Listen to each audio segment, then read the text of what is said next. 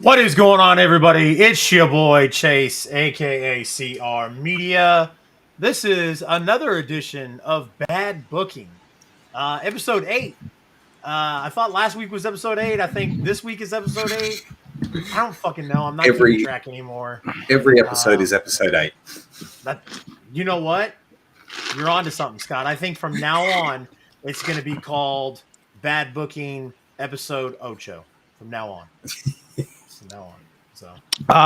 Mark looks extremely handsome this week. Heard that. Got hair. Yeah. Still doesn't have enough hair on his face. Slightly disappointed about that, but that's I'm okay. catching up to you, though. Absolutely. Up to you. Gentlemen, appreciate you guys joining us tonight. As you guys can see, Mark was a little bit busy. He's on the road, so he wasn't able to watch a lot of wrestling this week and couldn't make it tonight. But luckily for us, Scott was able to join in with us. So, Scott, how you doing tonight, sir? I am doing fantastic. Thank you for asking. It's not nighttime for me, as you can tell. The window right here shows that. And then, of course, joining us, as always, the one, the only, ABJ. That's right. And I have done my homework tonight, gentlemen. I have watched so much professional wrestling. We talked last week to Paula Del Mar, and I said I will add NWA to the list. Because I was going to say, wait a second, are you telling me that you don't watch wrestling every week? That you just come on here and wing it? But okay, all right. Just want to make sure. I added more than I normally watch to my list this week. I'm telling you, brother. I'm telling you. So real quick, I want to go over here to the chat, acknowledge some people. Number one, want to acknowledge my friend, Mick Thomason, who we all love. He's just letting us know that he's here. And then the real Josh Elliott says, drinking game, shots anytime Vince McMahon is referenced or mentioned on Bad Booking. You're going to be taking a lot of shots tonight. Very, very drunk by the end of the night. Get your shots ready. Yes. Sunny Money Mayo says, hey, yo. Appreciate you joining, Sunny.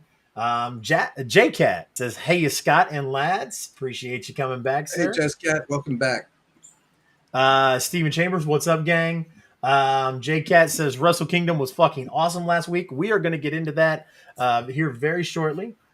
Jake, the Tribal Chief, says, what's up, ABJ, Chase, and Scott? And then been creeping up watching NWA and MLW. Yes, indeed, awesome. Indeed. Well, we'll kind of add a little bit of AEW in there as the weeks go, or not AEW. I mean MLW. Sorry, MLW is the only one I didn't watch. I know. I watched quite a bit too. I was watching PPW tonight. I was thinking of you. So which show? Well, they had a live show with I forgot the name of it. It started literally like 5 minutes after Glory Pro. Glory Pro is a promotion in St. Louis. Angelina Love was on there, so we talked to her on the I-70 hot tag. So I watched it because we were at an event in Kansas yesterday. And then literally right as it ended, it was like, you should check out PPW. It goes live in 5 minutes. And I was like, okay, sure. Why not? So I don't even know what show that is, but it might be the one I didn't go to last month. I think it was live tonight. No, it's definitely not live tonight. It was probably filmed and then debuted tonight. But okay. I wasn't at last month's show. Gotcha. Gears of Kai, appreciate you joining. J Cat says I tried to watch MLW a few times, couldn't get into it. All right. Gentlemen, we are going to kind of obviously the breaking news this week. Mr. Midwest says, hey, rude. So I don't know who he's talking to. I don't know who's rude. I assume he's talking to me. I'm always the rude one, I guess. Anyways, the breaking news this week was possibly the biggest biggest heel return in wrestling history. And the thing that sucks about it is it's not even scripted. And it's crazy. Or is it? Please don't. Everything on the internet's a work, brother. Yeah, I know.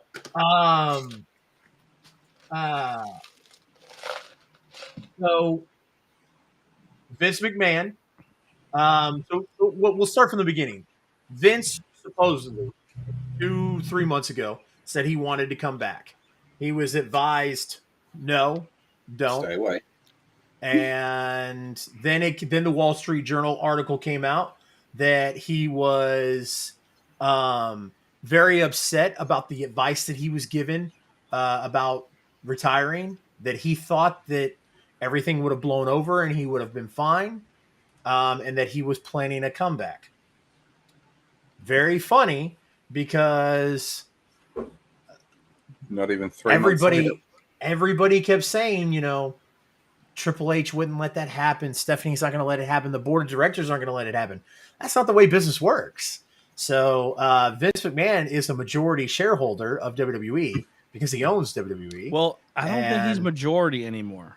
But no, he is. That's why he was able to assert himself. So there's a clause in the shareholders contract with WWE that if you're a shareholder and your name is McMahon, you have 10 times the voting power per share.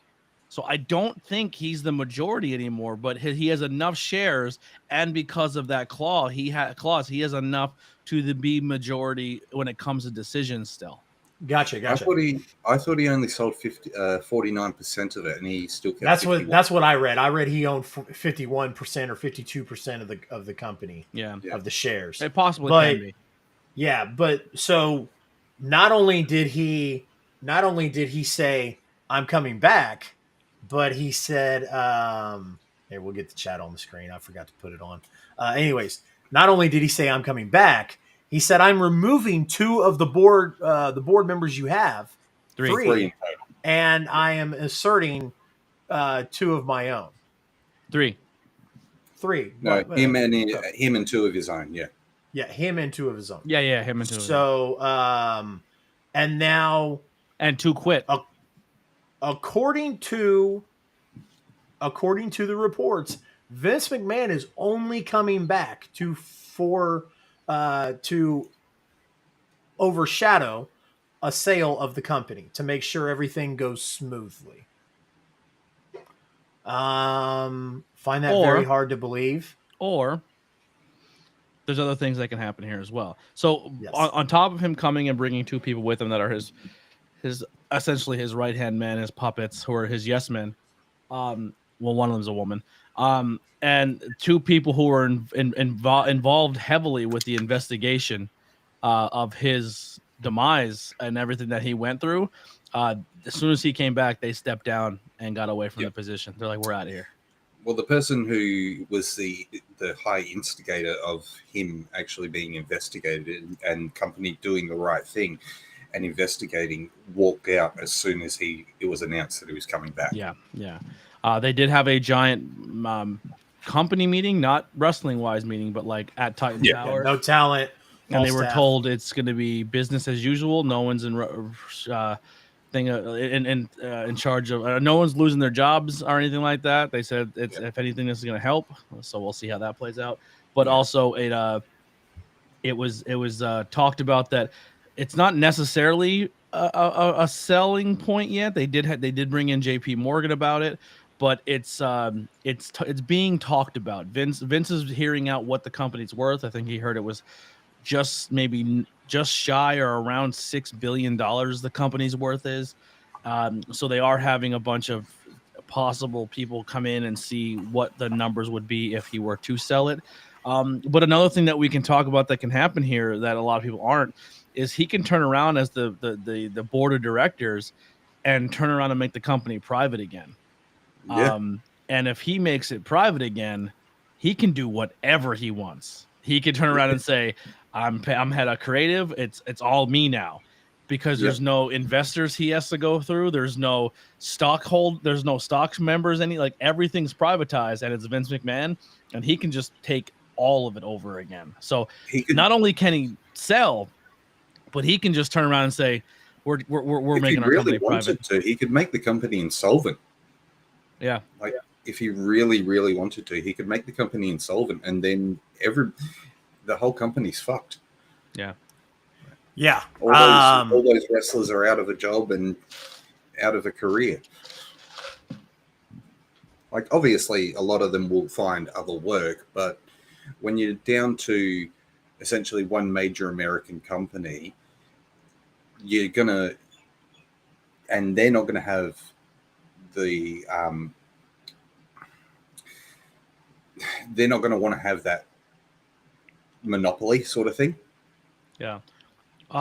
Triple H and Stephanie, I don't think will be gone. I don't think Johnny Ace is coming back. I think as of now they're keeping everybody in the positions they were in, and everything's in business as usual. Yeah. Yes. The thing that just really kind of bugs me about it is, why come back at all? If you were only interested in a sale, couldn't you oversee a sale without doing all of what you did? I just find it really hard to believe that he was like, "Hey, I want to come back," and everybody was like, "No, you should stay away." And then, like, less than 90 days, less than 60 days later, 6 months later, he's going, "Hey, guess what? I'm back." And look, we made jokes in the Discord there, Chase, about it, but yeah, you said it perfectly.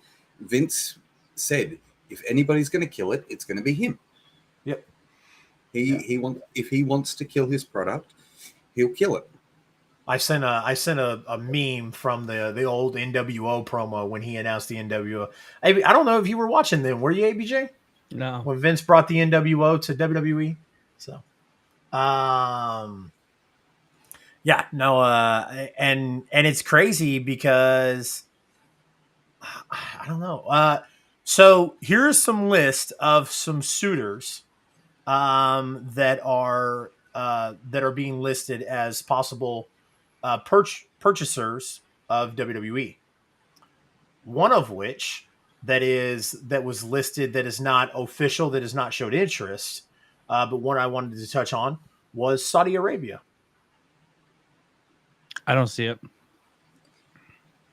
I see if it happens, it's going to dramatically change the way the product is handled. Yeah, they'll bring back Yokozuna because that's what they wanted when they booked their first show. And they will lose all potential of women in that company. Yeah. You think so? They won't book women's wrestling. Here's the thing. They've let, but I mean, but to piggyback off of that, WWE has, from when WWE very first went to Saudi Arabia, there was no women, no nothing. Now they've had a couple of women's matches there. So yeah, but not as, it wouldn't be as strong as what we've got today in today's product. Absolutely. So some of the listed ones is Comcast, which makes a lot of sense. NBC Comcast is USA. The front runner for me. Yep. NBC owns USA Network. Warner Brothers. Peacock is on the Peacock runs the WWE Network now here in the States. Yeah. So they pay around $200 million a year for Raw. They pay about 50 for NXT, and I forget the numbers of what it is for the Peacock deal to have all WWE's content on Peacock. So essentially, in 6 years of them not having to pay to put Raw on their program, NXT on their program, and to have WWE on Peacock, they would make back their investment plus then some, because then they would be getting money from Fox to put their product on Fox as well. Just for what Jazzcat's saying about the American companies, what that would relate to here in Australia is the Foxtel group, who currently have the rights to WWE programming, and they're running through Foxtel, The Binge, and KO Sports over here. So Now, Jazz also said that it's a major corporation that's going to kill it like WCW. The problem was TNT Network never liked the fact they had wrestling on their channels. And when they would go to the network meetings, they looked down on wrestling as it's not something we like having, and they didn't treat them as equals in the wrestling. It was AOL. Yeah, AOL it was had the AOL merger. Yeah, AOL had no interest in. Yeah, Ted Turner was still the head of the company. Yeah. If Ted Turner had still been the head of the company after the merger, Nitro would have stayed. Yeah. Nitro still would have had a home. Mr. Midwest says, imagine if the Jags win the Super Bowl. I've been saying this for years now. Then as soon as AEW bought into wrestling, I said their first year, I said, dude, I want the Jags to become good, because if the Jacksonville's win the Super Bowl, will WWE send them a title? I've been saying this forever now. Well, so here's another idea. What if the Jacksonville Jaguars make it to the AFC Championship, or make it to the Super Bowl? The night they win the AFC Championship, Tony Khan gets super fucking drunk and does a couple bumps and decides he's going to buy WWE. Problem with that is the Khans are worth net worth 11. No, this is just the dad's money. I'm sure the dad's money is more than the son's money, but daddy's worth $11 billion. Yep. 11 billion. So he would have to take more than half of his money of net worth to buy WWE. Well, they put it all. Do we really want to see that some type of charge and pay it off? Do we really want to see another monopoly in wrestling? No, absolutely not. This is why I think Comcast is your front runner, because just the money alone, and plus Comcast has already invested years and years and years of money into WWE by having them on the USA Network. They like the fact that they pro wrestling is part of their company. I just think it makes sense to be Comcast. One of the front runners is also Disney as well. Disney's up for a front runner on it. Well, they think that Disney's a front runner, so they don't know for sure that Disney is, and here's the reason why. So when ESPN acquired UFC, they wanted to work a deal with WWE, and WWE told them no. So now they're looking at possibly redoing it again, and then before the pandemic, when Vince did all the budget cuts and everything, originally he brought in Nick Khan. Nick Khan was brought in to help consolidate expenses and help facilitate a sale. Which is why the network moved over to Peacock, and over here in Australia it moved over to Foxtel, and I think it's in France that they've got it on the Disney chat on Disney Plus. Yep. The network's on Disney Plus somewhere overseas. But that's just because it's outsourced. Like ESPN has no stake in it. It's just outsourced. It's one of those things where they have an agreement. So I would agree with ABJ. I think that. But then John Cena would be a Disney princess. Yep. I would laugh really hard if I hadn't seen that 100 times. But and Roman Reigns have Mickey Mouse ears. Yeah. Take an opportunity here to kind of catch up with this chat before we close out on this argument. I've been real active over here. Kind of scrolling up to see what I've missed. Mr. Midwest says, "Where was my invite?" It was predetermined. It was going to be us three, but like I said, one of these nights when one of these guys dips out, I will definitely have your invite. You can join in with the rest of the scrubs at the end of the show. We don't do that this week. We don't do that. That's why we don't do that in this show. Yeah, we don't do that on this show. Knock that shit off. Okay. The only time that happens is if Pollo Del Mar comes in. So, which I'll message her the link next time. No, never mind. I was going to read that. I don't even know what the hell that was referring to. Gears of Kai says, I honestly think there's nothing to worry about in terms of being a consumer. Seems more like a behind the scenes type thing. Hopefully that's what it is. Let's hope it's that way.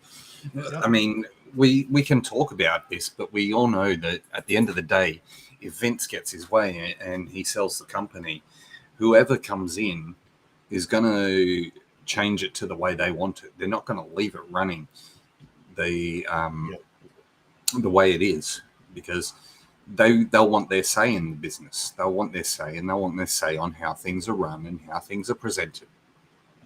All right. ROH had a shot a few years ago, but they got fucked over by WWE. ROH is another example of a company that had a lot of money to back it, but they never put the money into it. So it never became anything more than it was. Yep. Agreed. Because I mean, like, let's call a spade a spade.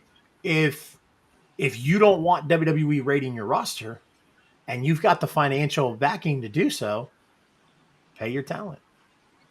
But I'm even saying, just from a, like, they're owned by a major TV network, and like they didn't give them good air spots. They didn't do anything with them. They were just like, you're wrestling and we don't care about wrestling. Yeah. Yeah, Sinclair owned them, didn't they? Yeah, Sinclair Group. Here's what those big companies do. They say, hey, we see there's a lot of potential here. We see you've got a lot of content, a lot of media, a lot of social media presence, et cetera, et cetera. Let's bring you in. Well, when we bring you in, we're not going to advertise you. We're not going to do anything for you. You're going to do that on your own. It's kind of like being a content creator. So this is why everyone says, oh, this or that, or who does it or who doesn't do it, or what a catch. Holy Hannah. I'm sorry. Watching the game here on the right. This new setup is not good for me as a content creator because I'm going to not pay attention. But that's where I said it 100% is, I think, going to be Comcast, because I think Comcast has shown that they have the vision in mind. They do enjoy having wrestling as a platform.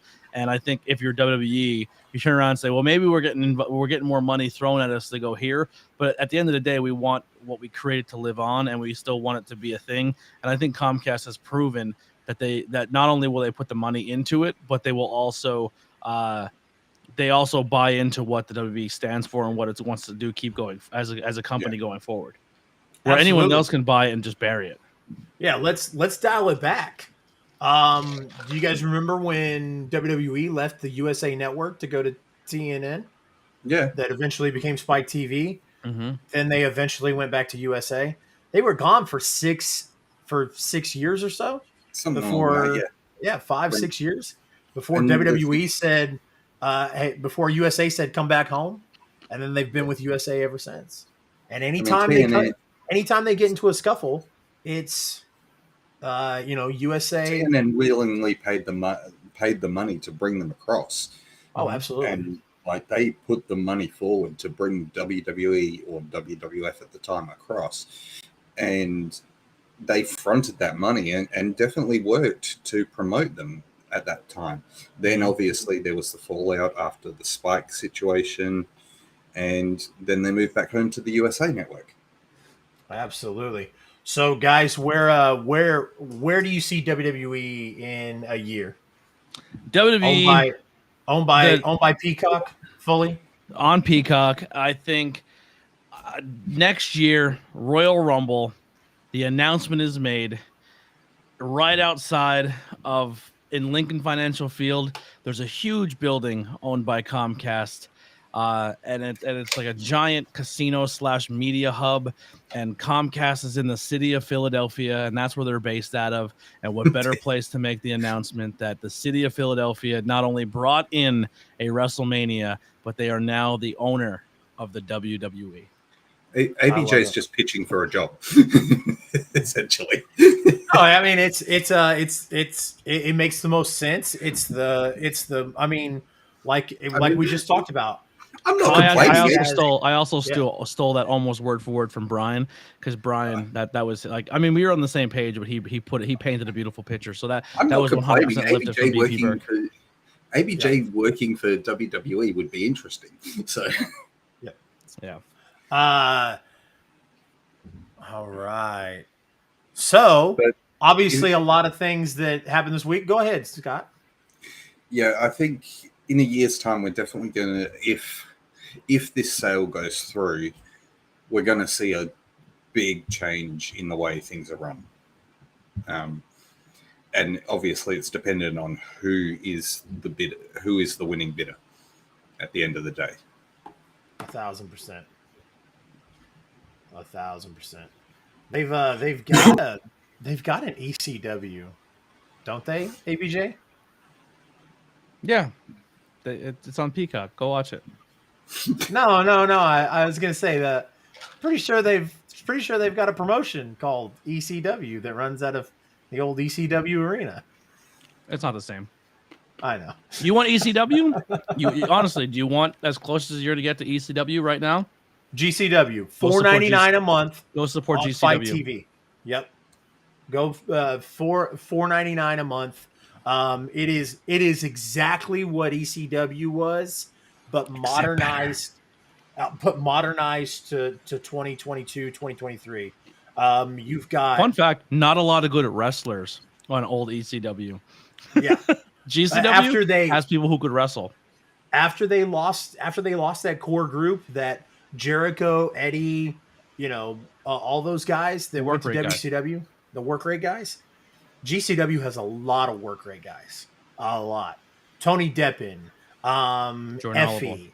Jordan Oliver, all those guys, and then they've got the crazy, they've got the crazy hardcore guys: Sam Stackhouse, Nick Gage. We've got Macchiato now as well. Yep. Yeah, she's there now. So. Yep. Yo, can I tell you? Did you watch that last event, New Year's Bash or whichever it was called on New Year's Eve? She had a match with Alley Cat, and busted it before she did the MD fucking K, and so I had the craziest thing happen to me this weekend. So this week I took Philly Mike to his physical therapy for his knee. So we're in this gas station and Mike is there with his crutches and he's wearing his GCW hoodie and this cop walks in. I've told the story 100 times this week because it's the best thing that's probably ever happened to me. It'll be my highlight of 2023. So we're in the gas station where they're hanging out and this cop walks in and he's tall as fuck. He's like 6 something and he's bald the whole nine. And he walks up and he looks at me and he looks at Mike and he's kind of giving us these eyes and he looks and he goes, "Yo, nice hoodie." And I'm like, "Oh, it's my podcast hoodie." And then I notice he's looking at Mike, and Mike goes, "Oh, thanks." And he goes, "MDK all day, motherfucker." And I go, "What the fuck?" Like this cop in a gas station says MDK all day, and I'm like, "This cop's gang affiliated." And then we talked wrestling in the gas station for like 15 minutes, and then he showed up at the wrestling show this weekend. Love it. Yeah, and I told everybody there, I was like, "That cop's the shit." Hey, ABJ, your friend here, Daniel Pinson. Mm-hmm. Matt Pinson wants to know. Matt Quay did not win the AXW championship. It was retained by Ian Bush due to disqualification. Hey, so funny story before we move on. One of my guys was at AXC. Which one's that? Or AXW. Derek Neal, the King's Road Slayer. Okay. Yeah. That's awesome, man. Did you see Dak Draper got a was it GCW this week? Or No. He's coming up. It's probably NWA. Yes, sorry, NWA, yeah. Yeah, no, he does a lot of work for NWA. Yeah. So also this week, the big event, Wrestle Kingdom, had a lot of things into it. This is where ABJ gets what we call in the business a lot of heat. So, but before we get on to Wrestle Kingdom, we have a 5-round draft for you guys. And the 5-round draft is ABJ. Remind us again. We are going to draft. If we had our own wrestling company and New Japan was for sale and all their roster was available, who would we bring into our promotion from New Japan if we were able to steal their talent. So we're each going to pick New Japan. Now, some New Japan people are also working Impact or these other places, but if they're on the New Japan roster, they're eligible for this draft. And we get 5 picks. They could be men, women, or tag team. Fantastic. How are we going to do the seeding in this draft? Because our guy, we'll let Scotty go first as the guest. Yeah, I was gonna say you go second. I'll go last because I usually always win, and I'm awesome. Whoa, I'm pretty sure I kicked ass last week. That's why I'll let you go second. All right, that's fine. So, I fucking hate going last anyway. So if I'm picking first, and New Japan's folding, I'm picking your champ. I'm picking Okada. Okay, good pick. I'm picking Okada as my first pick. Indeed, great pick. Chase. I'm gonna go with the. So he's not with New Japan anymore. And he's not eligible to be picked. I'm gonna pick him anyways because fuck that. So he's not with New Japan anymore because there's a little bit of a rift between him and New Japan. And I think he's one of the best talents to ever come over to America and to ever grace New Japan. Give me Kota Ibushi. There you go. You bastard. The clear number 1 pick, and there's not even a question, and I'm sorry. I watched that match, and it was great. But the best wrestler in the ring was not the guy who walked out with the champion. My first round pick is Jay White. That guy is everything you want in a professional wrestler and then some. Jay White, number 1 pick. Give me him all day long. If there's rumors he wants out, please go to the E because I want to see him and Seth Rollins work every single week for the next 10 years. Agreed. Nice choice. Agreed. Scott? I got to go with Mark on this one. Ospreay. Okay. Great match. I think he's the future of New Japan. I think he'll be the one to eventually take the title back by the end of this year. Yep. So with that, with Scott taking Will Ospreay, I'm going to take the guy that obliterated Will Ospreay, the guy who has carried professional wrestling in Japan for the past 6. I mean, is he a New Japan guy or is he's an AEW on lease? Well, he's an AEW guy for the past 3 years. For the next few weeks. But listen, I'm getting real irritated with you hitting me with these fucking technicalities, ABJ. All right, his contract runs out very soon. He won the IWGP United States Championship. So and his contract runs out very soon. If you want to waste the pick, go for it. All right, Kenny, give me the Alpha and the Omega, Kenny Omega. All right, that was a waste. Just threw that one away, but that's all right. Nah, what Jazz has said is right. He's an AEW guy, but he's fuck ton better in Japan. Yeah, I'm gonna go. I have to look up the guy's name because I'm terrible with names, especially the Japanese names. And like I said, this was the first time I ever watched a New Japan show. This was Wrestle Kingdom, so I was brand new to it. There's a lot of guys I don't know, but I'm gonna go with a guy who didn't do a lot in his match this time, but when he did, he showed glimpses of greatness. And I think this guy's a megastar, and he had a great look. And I'm pissed he didn't win the match because I think he's amazing. But I'm gonna go with Ishimori from the Bullet Club. Nice. Solid. It's a great. That's a fucking solid choice. You can build a foundation on him in years to come. You can definitely build a foundation on him in years to come. Everyone in the chats. I'm not gonna say it in case someone drafts him, but I won't. I'll leave my comment to myself. My number 3. Jazz is going to be happy with this one. Zack Sabre Jr. There's your pick. That guy has the charisma of a slug. Bro, that match was the match quality was but his personality, the whole bit and the thing, he has no charisma, 0 charisma. You got to watch more of his promos and stuff from. I did. Earlier. I watched his post-match promo on the internet.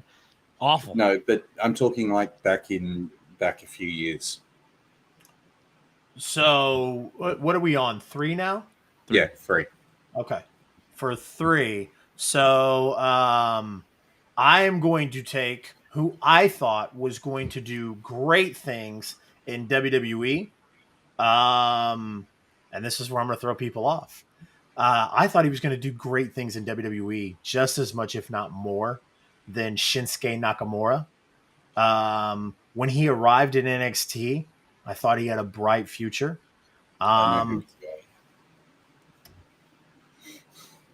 You know who I'm going with? Yep. I'm going with the man out of time, Kushida. Kushida, okay. Is that who you think I was going? Is that who you thought I was going with? Yeah. Oh, okay. I thought insane. Another insane pick. But all right. What? Yeah.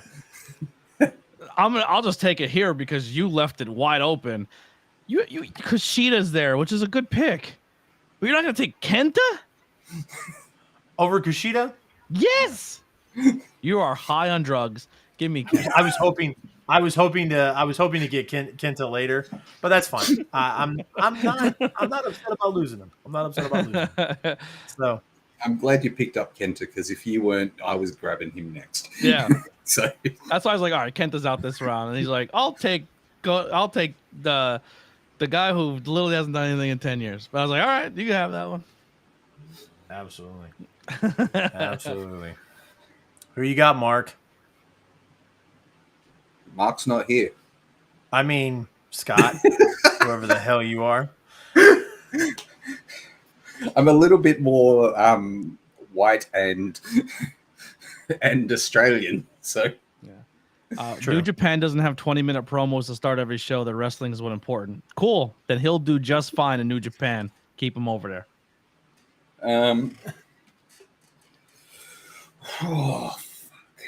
Next, number 4. So I've got Okada.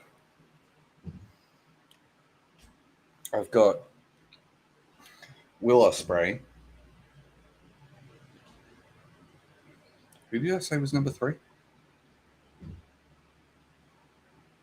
Who did I say the track? I thought you were. Oh, Zack Sabre Jr. That's right. Yeah. So number 4. He's so unforgettable. You forgot you drafted him.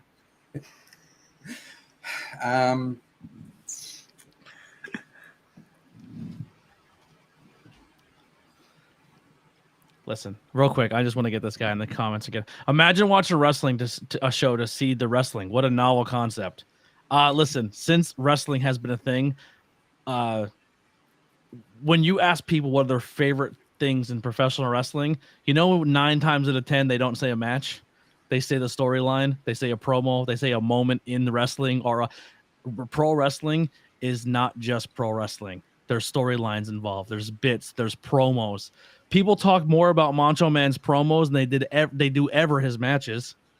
More people talk about Hogan ripping a T-shirt off and putting over the character and cutting the promos. What are you doing? What you gonna do, brother? Before they talk about any time he ever dropped a leg drop. Pro wrestling is just as important it is to tell a story as it is to actually wrestle. Don't at me. I'm not. So, shit. Having some issues here. This is a hard one for number 4. This is a hard one because we've all picked pretty strong. There's a lot of AEW people listed on the New Japan roster website. Hurry up, Scott. I've got one that'll steal the draft. Hurry the fuck up. I'm gonna have to say, and you're probably gonna hate me for this, but it's gonna be Tanahashi. Yeah, of course. That's a great pick. That's probably where you should have went before you went with Zack Sabre Jr. But so here's the thing. The thing was Japanese John Cena. here's what we said. We said that if we were to steal their guys and bring them into our promotion, I'm not going to steal. So that's the only reason I didn't go with Tanahashi, is because I'm not going to steal a guy that's been there for 20 years and bring him over. I'm going to bring somebody that's going to. I'm going to bring somebody that's going to build a future. And if I remember correctly, gentlemen, we not only said that we would bring in singular, but we also mentioned tag teams as well. Yeah. Yes, we did. Fantastic. Give me Chris Bay and Ace fucking Austin. Great pick. Great pick. Great pick. You bastard. Which will hopefully be our new Impact World Champions very soon. Absolutely. I'm gonna go with the guy who may not be in the company much longer because they're gonna do a loser leaves town match, but Hikuleo. I'm not usually a big guy fan. I'm not someone who's sold on the big guy, but that dude is the real deal, man. I think he would be another one. I think if he left that system, would benefit coming to America. Yep. Absolutely. What you got, Mark? My last one has to go to the guy who just absolutely fucking destroyed the Intercontinental title. I love how where you're going. I love where you're going with this. Tetsuya Naito. Yeah. He like it. has, if you go back and watch his story arc just a few years ago when he was at Wrestle Kingdom in the main event, like his story arc of getting back to the main event, it was fucking amazing. Like, and the guy can still go. And he's got a brain for this fucking industry. So I was really debating about taking Fred Rosser for my final pick, aka or FKA Darren Young. I think the work that he's done in Japan is absolutely amazing. I love that he's gotten an opportunity to showcase how great he is. But instead, I'm going to take one of the modern day workhorses of New Japan that I would fucking love to fucking just sling my fucking rod and reel his bitch ass over here to the United States and work in my promotion. Give me David fucking Finlay. Ooh. All right. So this guy here once another guy, he didn't get to showcase a lot in his match at Wrestle Kingdom, but you look at this guy and he just looks so different from everybody else in the company. He looks like a fucking anime villain. He just is just so stand out with his bleach blonde hair and his bleach blonde beard. This guy, I don't know, like even wrestling wise, he looks great. He has a good build, good body. I'm probably gonna say his name wrong, but Sonata. No, you got it right. I think I got it right. Give me Sonata. Yeah. That guy has a great look, and I thought what he did in very little in his multi-man match, I thought he looked impressive. I like it. I fucking like it. He does. He looks like a villain from Final Fantasy. Yeah, he looks like the last boss you fight in Final Fantasy. Yeah. Yeah. Yep. So everybody get your votes in? Yep. Last round. Came this close. No, that was is this the last? That was 4. Round. Was it? No, that was 5. That was 5. Oh, well, let's go one. Right. You want to go one more round? Yeah, let's go one more round. Let's go one more round. Good. I'm glad because I almost gave courtesy round here, guys. Hey, I want to offer promotion of your channel viewers. Hey, suck a fat nut. Add to block list and restream. Get rid of it, Scott. I'm going to. Yeah.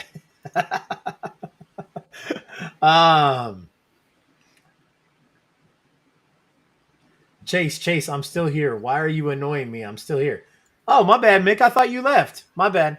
All right, as long as you're still here, Mick, that's all I care about. So, Scott, yes. Who's your 6th round pick? Okay. Look at this. Oh. Mark's gonna be super upset, man. He missed extra rounds in the draft. Breaking all the rules.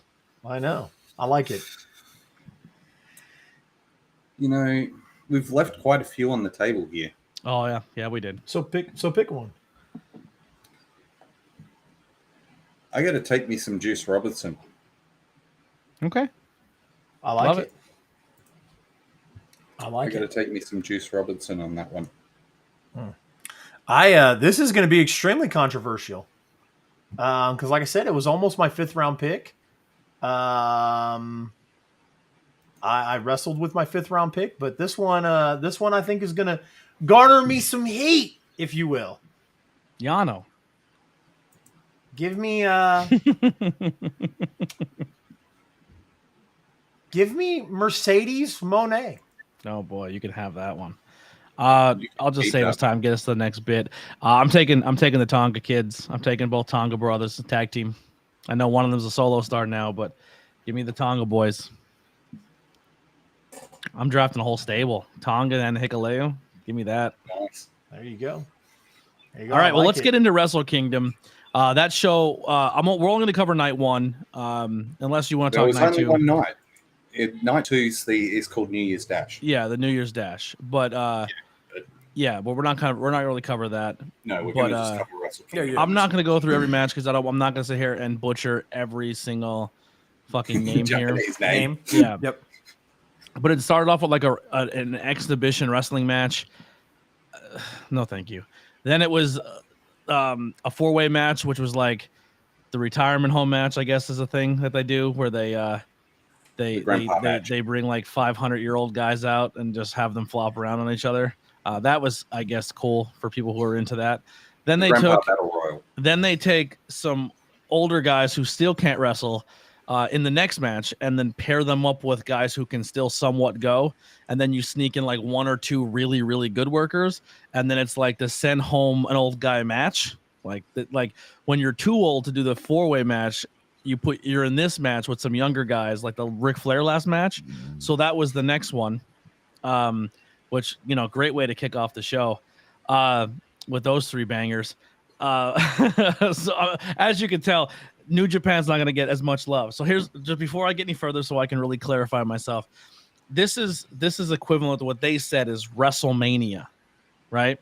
Yeah. Now, every single time you hear smart mark fans talk about New Japan Wrestling, it is the end all be all of professional wrestling. There is nothing on this planet that is better than New Japan. And you are a peasant if you don't watch. How do you even consider yourself a wrestling fan? Ricky Stark said, if you do not consume New Japan Wrestling, you do not know what you're speaking of. If you do not watch New Japan Wrestling, they get 7-star matches because a guy on the internet said so. I'm sorry. Presentation, stage, awful. 4 matches where they're all 95-year-old guys in the first 4 matches.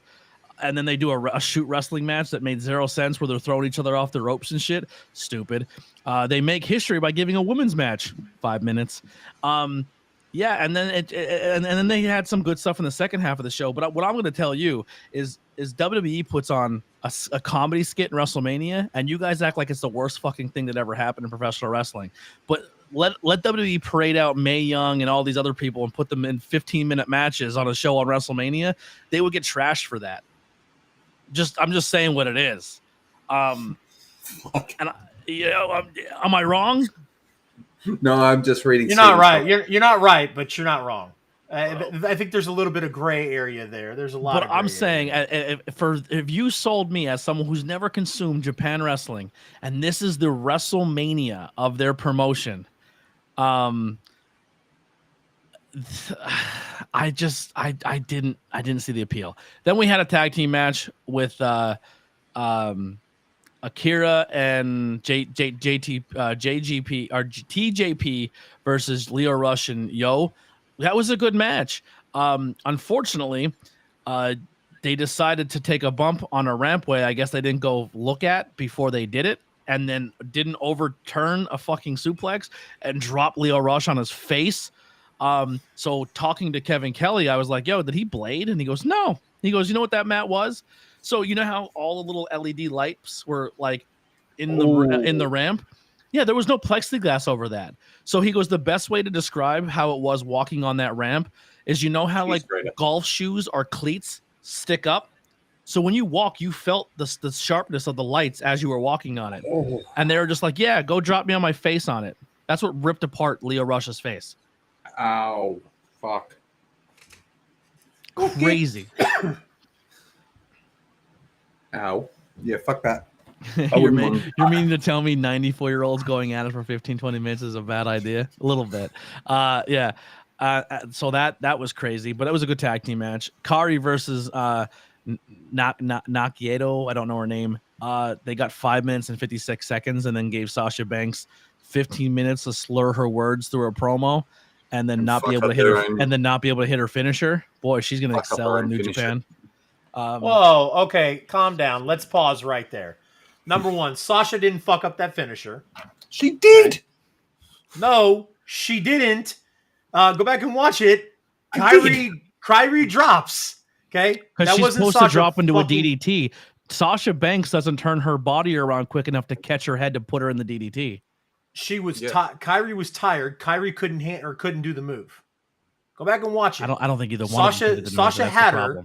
Sasha had her, and Kyrie dropped.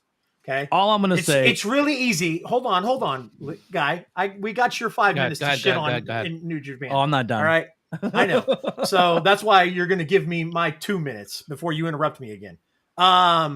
We all want to shit on Sasha Banks because you all don't like how Sasha Banks walked out and blah blah blah and all this other stuff.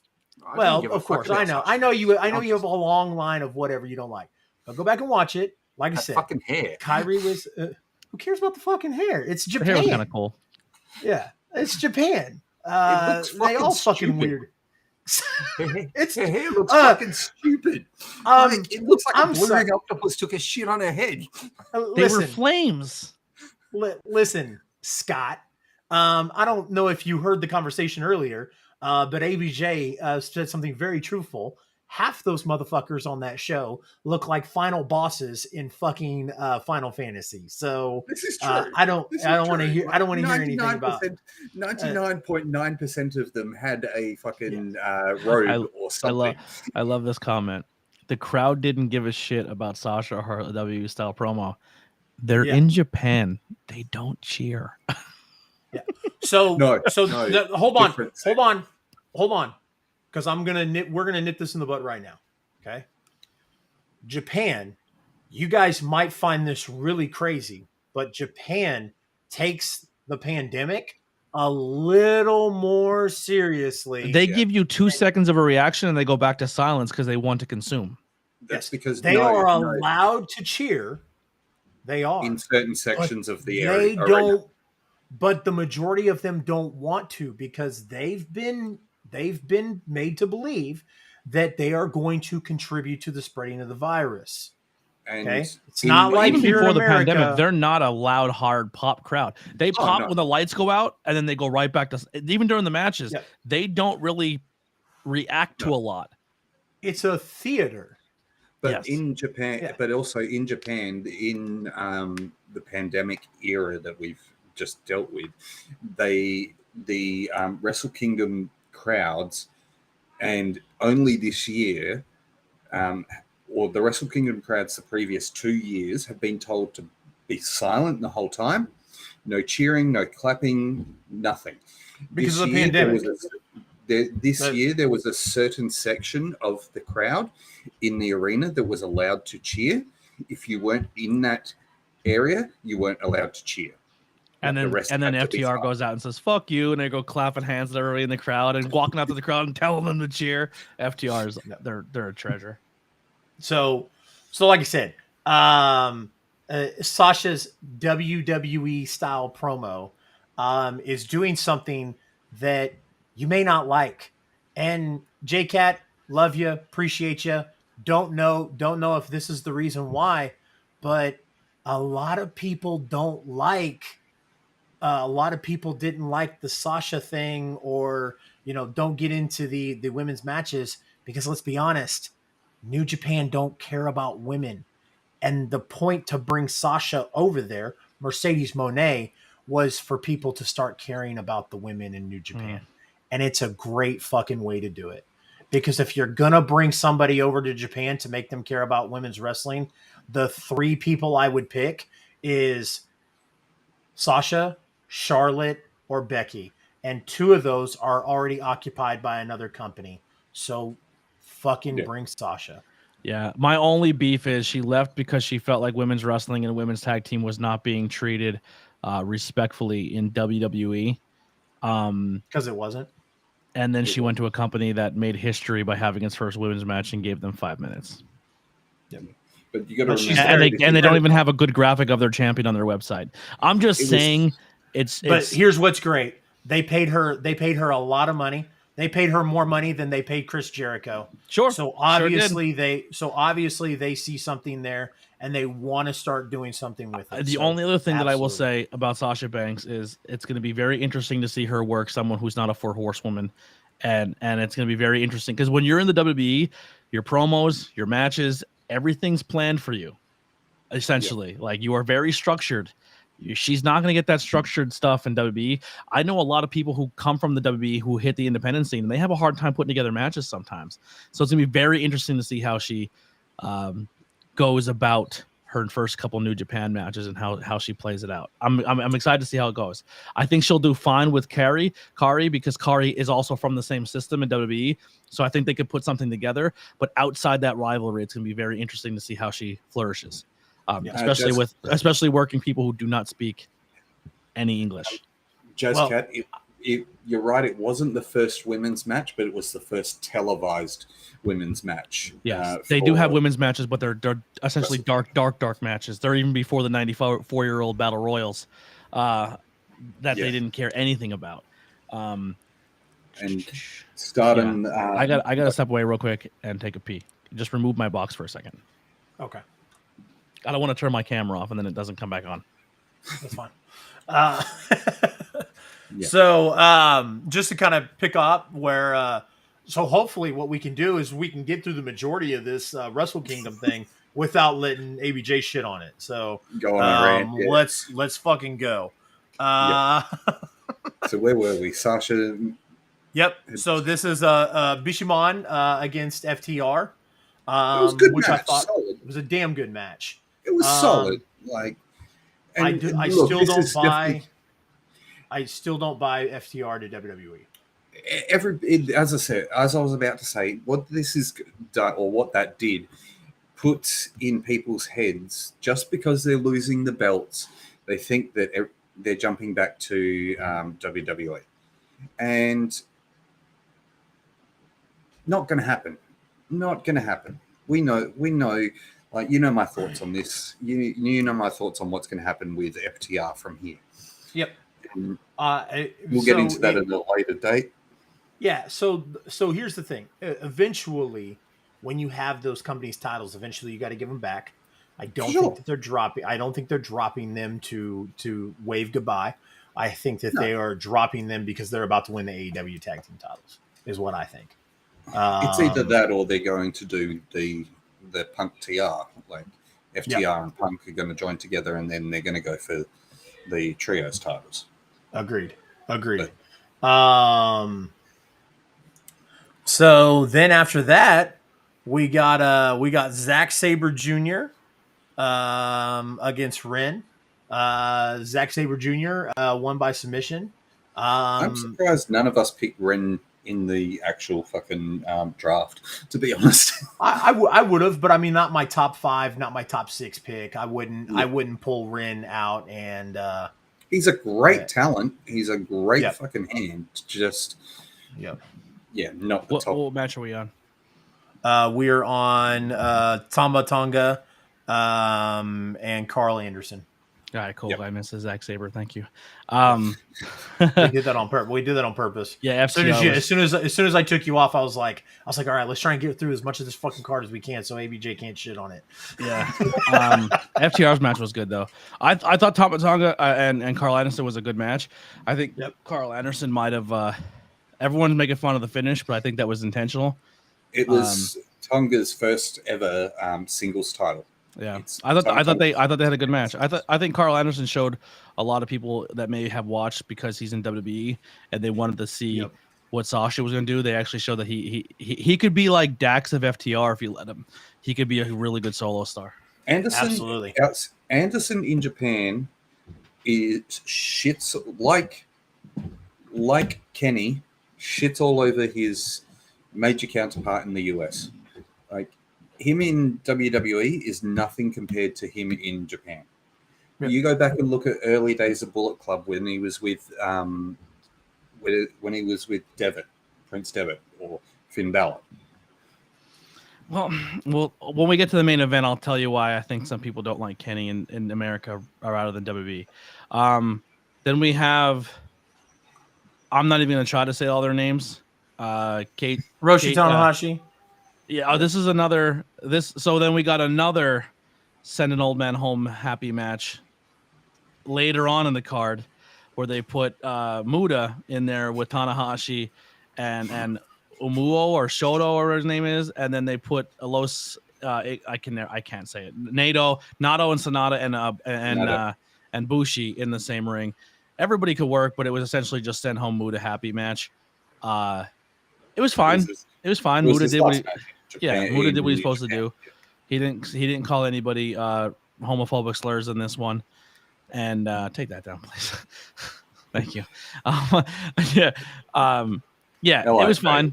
It was fine, but like once again, we have another like go home old man match this late in the card. I don't know, not for me. It did take you out of it for a bit. So yeah, then we had who everyone really, really is into. I'm not buying into him at all. Harumo Tanahashi, I guess, or Takahashi. Then we had Ishimori, El Desperado, and Master Wado or something. Wado, yeah, dude. El Desperado and Ishimori are awesome. The other dude who looks like a cross between Okada and Tanahashi mixed into one, he didn't do it for me. Like, here's my problem. You have, and I'm not trying to say that everyone needs to have an amazing body and needs to be shredded or ripped up, but like this dude who you just put the title on, look, he has the same body type as like the old man matches. Like he looks young, but his body looks like he's 80. You know what I'm saying? Like it was just like, I don't know, man. I just don't get the appeal of him. I know he's like the golden giant baby face and everyone loves that, but I don't know. He just didn't do it for me. Then we have Kenny Omega against Will Ospreay. Now, this is where everyone says Kenny has better matches in Japan than America. This was a great physical match. Here's my only beef with it. It went 34 minutes and 38 seconds when it could have been done in 15. Yep. You got to admit that fucking spot on the turnbuckle. Oh yeah, that should have ended the match. So Scott, the spot on the turnbuckle lasts 10, 15 seconds, whereas we're complaining because the match is 30 minutes long. The sweet spot for me, I agree with ABJ, 15 minutes, but the sweet spot is right there in between 15 and 18, like 18 and 20 seconds. Is just, I mean, like that's the sweet spot for me.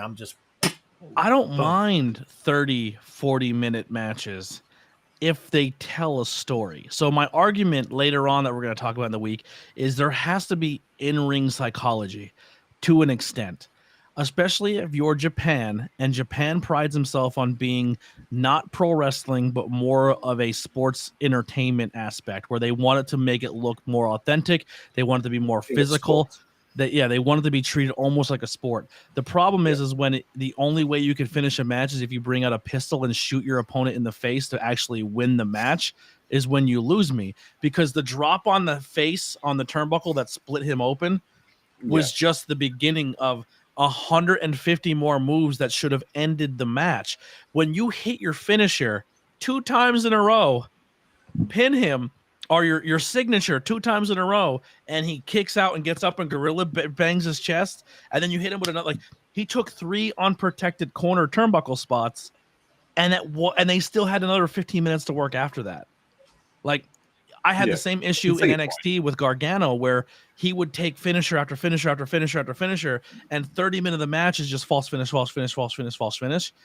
And a problem me too is when I watch it, I watch referees, I watch this, I watch that. The referee count for me was so painstaking obvious when the 2 to the 3 count. When they would do the 2 false finish 3, they didn't adjust at all. It was so painstakingly obvious from a smart fan perspective that you knew it was coming.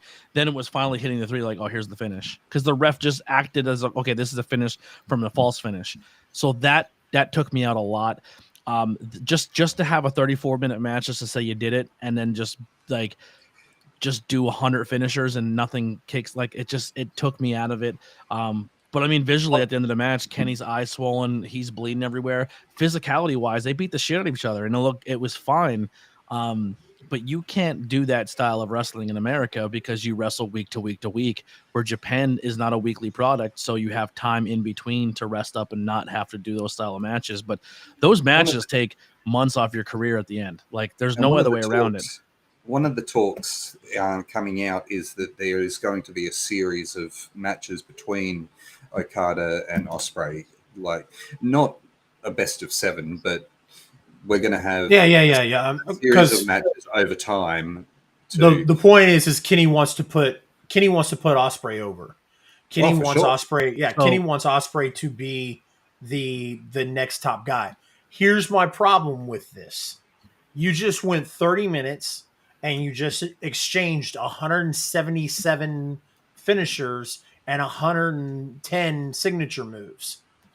What can you do in number 2? They said they held off. Yeah. Which is crazy to think about. Yeah. So here's that's why I said, like, the sweet spot right there is 18 minutes. You go 18 minutes, Kenny takes the win, and now Ospreay's beating himself up. He's questioning if he's good enough, if he'll ever be good enough. Is it worth it? Blah, blah, blah. They go back for a 2, whatever. 3, you want to do 30 minutes for 3 for the third time when Will finally overtakes Kenny? Fine, cool, but dude. Yeah. But they're going to go 30 all 3 fights, and the New Japan fans going to eat it up, and they're going to give it a 14 out of 10 star match. Last one's going to go for an hour. Last one's going to go a Iron Man level. But I feel like Kenny taking the U.S. title to America is good for a short time. I think Kenny drops the U.S. title at Forbidden Door. I just don't know who to yet. And then the G1, you're going to have Ospreay finally get to a point where you think he's going to be the one to challenge Okada.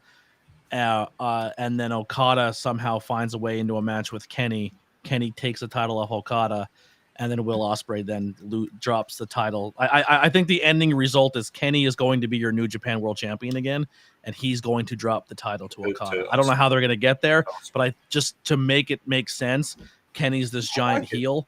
I think Kenny's going to be the one to drop the title to Okada at some point in time. I like it.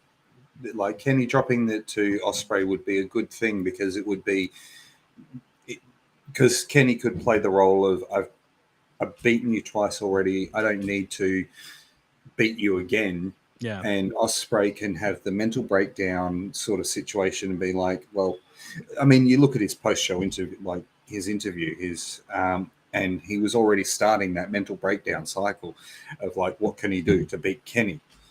So, and you make Ospreay the biggest babyface in Japan. Yeah, and Ospreay has held the belt before. He got screwed by Japan because of it, but that was at the. But he won, and like, I'm not trying to hate on it, but like, if someone like me who knows nothing about Japan, I didn't even know Ospreay was a champion, because it just wasn't the same impact as other champions has when they've had it. You know what I mean? Yeah, but did you know I don't think he's very young when he won. Did you know that Evil, one of the guys that was in one of the he was a world champion, a world fucking champion. Yeah, that's what's his name's wife, Io Shirai, right? I think Evil's married to Io Shirai. I think so, but Evil looks like the Japanese version of Rob Van Dam. Yeah. But that's my only beef with the match is I don't like 1,000 false finishes, and I don't like when a finishing move is just thrown like we always complain in WWE that they do too many this move and that move and this move. But New Japan, man, I just feel if they would have put that on an American television, I think there's a weird double standard because it happened in the Tokyo Dome and in Japan than if it happened in America. But overall, good match. Kenny and Ospreay at the end of the day, it was fine. I just didn't think it needed to be 34 minutes. Now, once again, I know Okada's up there in age, and if he had, another thing, if you're going to tell me that neither Kenny or Will Ospreay also left that match with no concussion, I don't believe you. Yeah, for sure.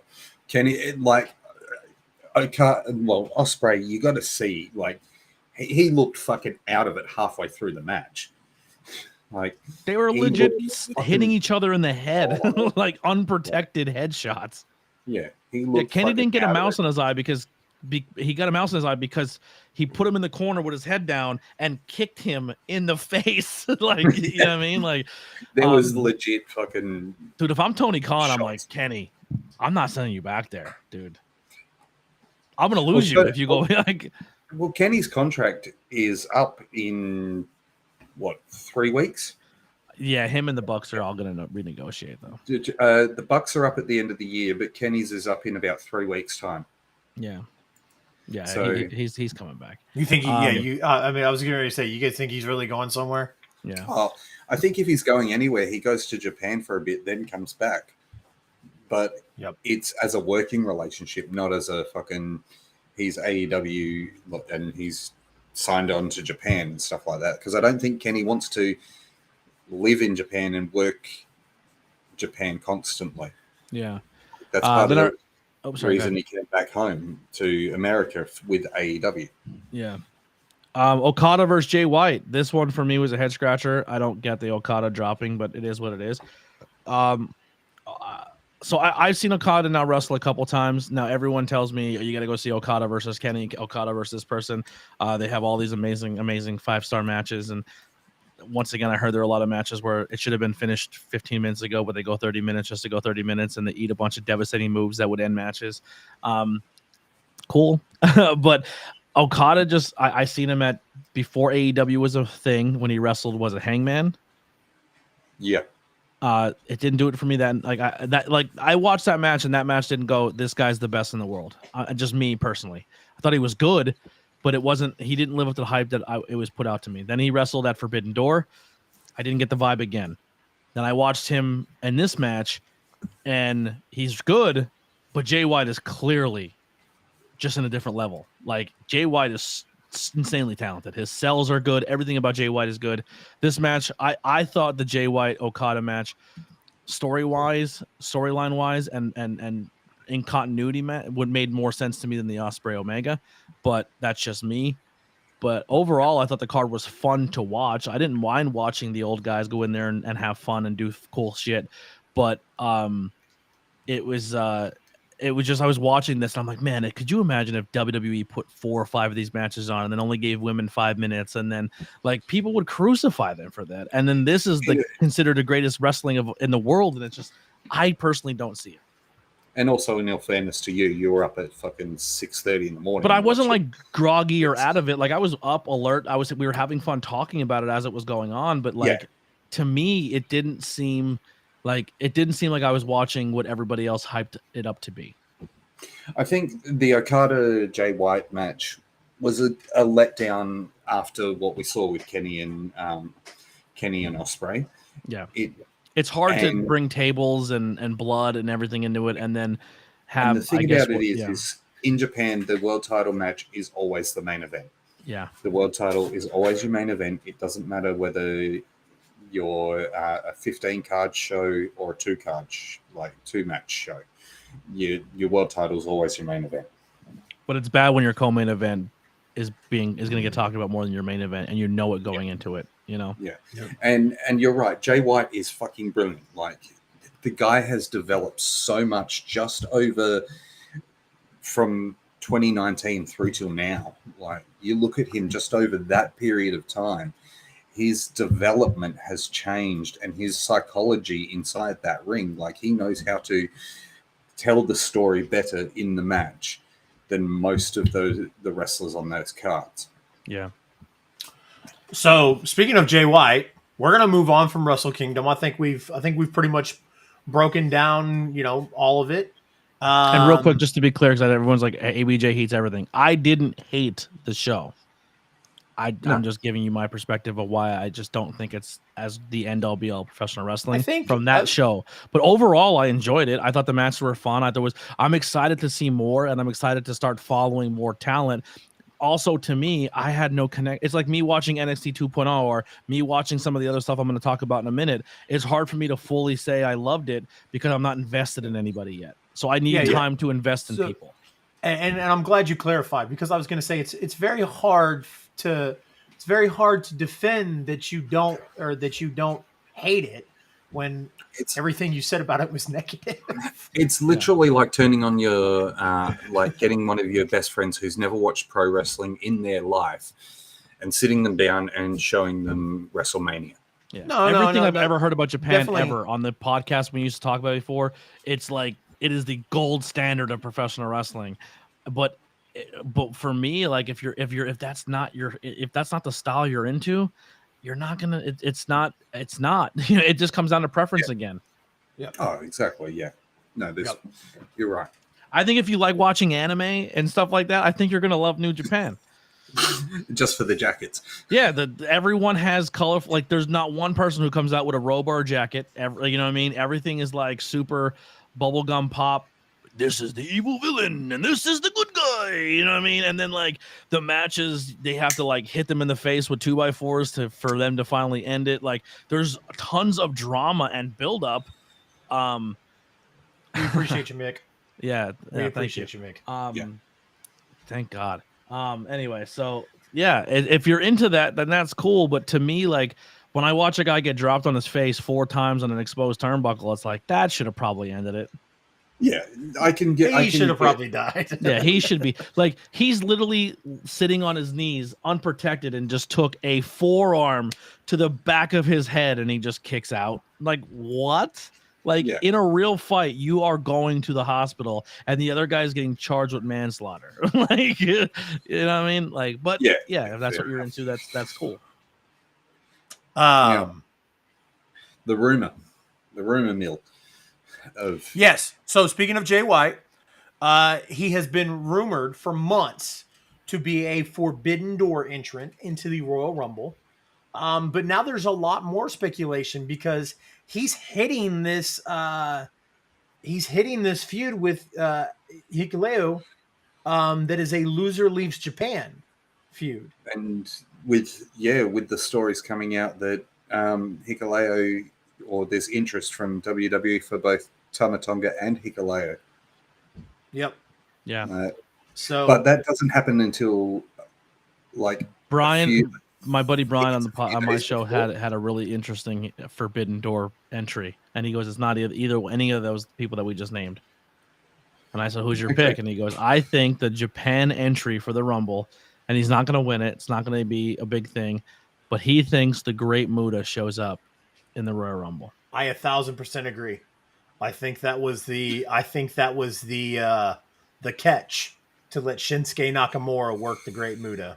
Was the Great Muta comes and makes an appearance. It would be a great swan song for Muta to just enter the Rumble, like, and it would be a mark out moment for fans of WCW and Japan in general, like, because I don't know if you've seen the promo, but in Japan, Pro Wrestling Noah, you've got Darby Allin, Sting, and Great Muta teaming up for Muta's last match.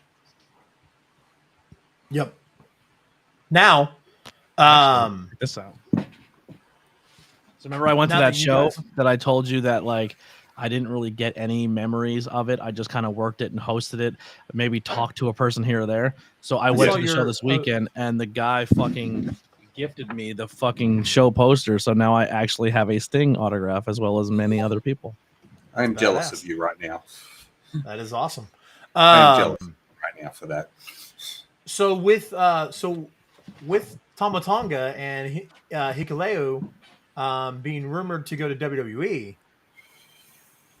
do they join the Bloodline, or do they? No, they feud. They would feud with the Bloodline if anything.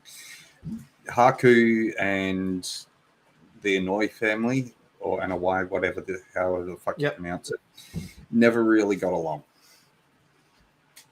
They never really got along, so they would definitely feud with the bloodline. So if that's the route they go, I think the way. What happened, ABJ? Hold on. What am I? ABJ's cracking. Can you hear me? You're not gone. You're cracking really bad. Can you hear me? Check. Better? Yeah, you're there. It's just the robot. Give him a second. Oh. Say something. Testing. Check 1 2. Check. Your video is just a bit delayed. Oh. Okay, cool. But your audio is good now. Your audio was really was like scratchy. I'm just gonna say something real quick, and I'm sorry I'm doing this on. No, you're back to the chase. Back to the chase robot. Real quick, can you hear me? Am I clear? Yeah. All right, Mick, do me a favor, dude. If you're gonna come in here and comment and just trash me, and I'm only here for you, buddy, get the fuck off my channel. I didn't acknowledge you all night because you didn't have positive things to say about me. And I don't really read the chats when I'm on bad booking because I'm talking to my 3 co-hosts. But if you're going to come in here and be like, the only reason I'm here, Chase, then fucking leave. Fucking leave. You commented all my shit and just be like, and talking shit. Like, I don't fucking care. Leave, dude. I'm not trying to be a dick. That's why I'm not acknowledging you. But if you're going to keep trashing me on my channel so people read the comments and I look like an asshole because fucking you're crying all the time, dude, bounce. You don't like me that much anyway. You support every other content creator but me. Go. See ya. You're close to getting blocked. Sorry, I had to do that. That was not my intention, but fucking hell, man. Dude, I post a clip. I post a clip supporting my shit, and he's like, "How come you don't talk to me anymore?" In the comment of promoting my show. Fuck off. Yeah. And now I'm a dickhead because I fucking told someone to go fuck. Like, but just like, come on. It's just getting old. No. When I'm not around, I'm a piece of shit, and that everyone's better than me, and they should replace me on every show I'm at. But then when I'm on the show, you're the greatest thing ever, ABJ. I love you. Just stop. If that's the way you're about, then go away. Anyway, yeah. If that's the rumor, cool. I'm in for it. I'd have any one of those people come to WB. Yeah, agreed. We made a you, me, and Mark talked a few weeks ago how crazy it would be if I don't remember who mentioned it, but somebody mentioned if The Rock came in and brought Haku and all that, yeah, like Jacob Fatu and some people. But what if it's Hikuleu and Tamatonga? It'd be more relevant. And then it would be like a 3-on-3 situation or a 3-on-4, and that swaying person could be Solo Sikoa. Like, where does he go? You know what I mean? Yeah. Yeah. No, just as kind of a way to say, if they go in and say, hey, Rock, you can't beat Roman because of all these people. And then Roman says, okay, well, I'll bring back up. Or Rock says, I'll bring back up or whatever. So I thought that was really cool. Mick, just before we go any further, Mick, I just want to say, can you just take it to ABJ on us outside of the show? Yeah, just not in the comments. I don't want to distract the show. Yeah. Oh, I'm not going to read anymore, I promise. Okay. That comment, I don't think it's coming. I don't think that comment's coming from my channel because I have him on a timeout and I have him hidden. So he's on somebody else's channel commenting. He's on Chase. I don't care. I'm not going to acknowledge it anymore. Okay, so he can say whatever he wants about me. It's not on my platform or it's not on my channel. So speaking of, I know ABJ is going to love this next segment, and this is. And you know what? It's really fitting because this is right before we'll go down the list of our bad bookings for the week. There's not a whole lot to talk about in AEW this week. There wasn't a whole lot that happened. No. I mean, they started strong with the new opening and the new set design. It was a good show all the way until a certain part. Yeah. So which is very funny because if you guys remember last week, we got the raid from Polio Del Mar, and so I've been listening to her podcast with Elijah Burke and Pollo Del Mar brought up a very good point. They mentioned that how AEW has said for so long that they don't want to be WWE. They don't want to be WWE. They want to be the alternative. But then this new stage and this new entrance looks a lot like WWE. But we'll get into that. Like I said, I want to talk about the only thing that really happened on the show. The elephant in the room. The elephant in the room. Darby becoming a 2-time or 3-time TNT champion. 2-time. Well, first off, Pro Wrestling Show says the ending was good. Acknowledge me, ABJ. If that's your take, I will never listen to your podcast because we won't agree. Once again, Darby Allin does zero in-ring psychology to prove that he can beat Samoa Joe. He didn't work a leg. He didn't hit him in the head. He did nothing. He hit him with a skateboard and jumped off a ladder and then proceeded to get killed the rest of the match. And then he threw him into an exposed turnbuckle. That doesn't mean anything in Japan, but in America, that means lights out Samoa Joe. He hits an exposed turnbuckle, takes a code red for really no reason because it looked cool, because Darby Allin has to do cool looking stuff. And then 2 coffin drops. Samoa Joe's dead for the world. 1, 2, 3. But that's not even what upsets me, is you just watched Joe choke out cold Wardlow last week. Yeah. He had Wardlow spitting up everything. Give me 1 second, guys. Darby Allin is in a full-blown rear naked choke, hooked in, and Darby is being choked out, beats his chest like a gorilla, and throws Joe off him into an exposed turnbuckle. But that same move last week took out Wardlow. Yeah. That's not good continuity. That's not good storytelling. And Darby did nothing in that match to show that he deserved to beat Joe. It was complete fan service as well. Yeah, it was complete fan service. Because Wardlow is your big guy. He's your strong guy. He's the guy that you've made to look dominant. And then all of a sudden he's choked out by Samoa Joe. And then yet a guy who weighs as much as a wet towel has beaten your fucking TNT champion. If we want realism in it, you realize the size doesn't matter in the fight. Agreed. But when Rey Mysterio beat the Giant, Rey Mysterio was dominant a lot, but Rey Mysterio did things in the match to wear the Giant down to the point where his finish looked believable. When Shawn Michaels would beat Razor, when Shawn Michaels would beat Diesel, when Shawn would beat the bigger guy, he would do things in the match that made it look believable that the small guy can do what he's doing.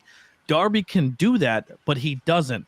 All Darby does is do spots that make wrestler fans like him because he jumps off high things and does death-defying things, but it comes in between giant gaps of him losing. Then he hits a move that all of a sudden his opponent just stands there and takes. It's just he needs to add more to his repertoire to make his matches look like they're believable, especially wrestling the bigger guy. He can get away with it on Rampage when he wrestles Mike Bennett, which, by the way, was not a terrible match because Mike Bennett's a really good wrestler, but it looks great. It looks much better wrestling on Mike Bennett because he can do it's actually probably easier for him being smaller to do things with bigger guys that look cool to make it look like he's wearing them down, but they just don't do it. He just goes out there, gets beat up, and just gets a roll up and somehow wins a match. It's just not good in ring. Like I know not everything in professional wrestling has realism, but there has to be some base of reality. Wrestling started because it looked like two people out in the street beating the shit out of each other, and you want to see that fight. If everything is just unrealistic, it just gets to the point where we're us as wrestling fans send a non-wrestling fan to watch our product and they say, I'm not watching that. That was fucking stupid. That's fake as hell. Well, they're saying it's fake when they see stuff like that. As I said in the Discord earlier this week when we were talking about it, And the only reason that ladder spot was involved was, or would have made sense, would have been if Jeff Hardy was here. That's the only reason the ladder spot would have made sense. Or if it was at the end of the match where that could have been the reason why he hurt him, because he hit him with a skateboard and a ladder. But when you do it the first 3 minutes just so you can get your Darby shit out of the way, and then take an ass whooping the rest of the time, like, it doesn't make any sense. For me, and then Joe fucking Uranagi'd him on the apron, Uranagi'd him on the fucking steps, threw his head into a turnbuckle so hard he almost landed in the second row, and so he took so much damage. And his finisher is hurting himself more than his opponent. Like, I don't know. For me, I want to see Darby wrestle matches where he doesn't have to do these things, where he doesn't have and to no have one's these gonna like him. spots. I want to see that. I want to see those non-insane spots. I want to see an actual match where he can put on a quality match. Like, he's got the potential to do so. Just give him, like, he doesn't need to be the next Jeff Hardy. Yeah, fans are going to cheer him right into a wheelchair. Yeah. Like, and Jeff Hardy's got sent to rehab has how many times now? Has been in rehab how many times? I mean, I'm not gonna, the Jeff's vices and Jeff's shit is Jeff's thing. Yeah. My thing is with Darby, I mean, like you said, ABJ, like I agree, like, it's the same thing I've had the argument about the Rey Mysterio thing. Okay. Yeah. If Rey Mysterio was, or if it was believable for Rey Mysterio would be 15 and 5. You had to step away for a second. But what I said about the Mysterio one, if you go back and watch the Mysterio matches where he's against the big guy, or Shawn when he's against the big guy, there's things in his moveset that look like they wear that person down, and they tell the in-ring psychology of why that looks somewhat believable. Yeah. Drop kicking the leg and bringing them to their knees, and then working. He doesn't. Working the body if you that go way. back and watch a Darby match, he doesn't pick a key part of the body and work it. Most of his matches, him getting his ass kicked because he likes to sell. Yep. Great, be a seller, but that doesn't.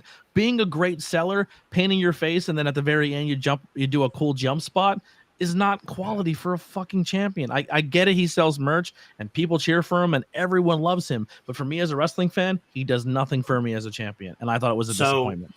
So I'm going to let you two just go, I let you two go on that just because I don't like Darby as a person. I think he's a stone cold piece of shit. I don't. Yeah, I'm not even getting into his personal thing. I'm just talking to him as a wrestler. I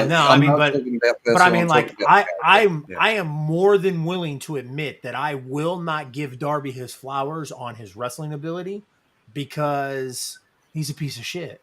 I'm sorry. I won't. I'm not going to, just like I don't glorify Chris Benoit and his wrestling ability. I'm not going to glorify Darby Allin. That's just all there is to it. Yeah. Pro Wrestling Show says in-ring psychology. A guy the size of Joe would easily get winded after a fight like that. Disagree. You know who had the same body style as Samoa Joe and was the most dominant heavyweight champion in 3 different mixed martial arts promotions? Daniel Cormier. Yeah. You can be chubby and have a big gas tank. Yep. Chubby guys do have fucking cardio behind them. Mm-hmm. Yep. We may not. They do. Oh, I have the mindset to have a long gas tank, but my body will eventually shut down. Yeah. Darby, and yes, I can see where that one. But Joe has proven to go 30, 40-minute matches in his career numerous times. Yep. Joe's had wars with Kurt Angle. Joe's had wars with AJ Styles. Joe is essentially a legend in AEW and is a guy that you can he could be another Chris Jericho, maybe not in the same level because he was never in the WWE.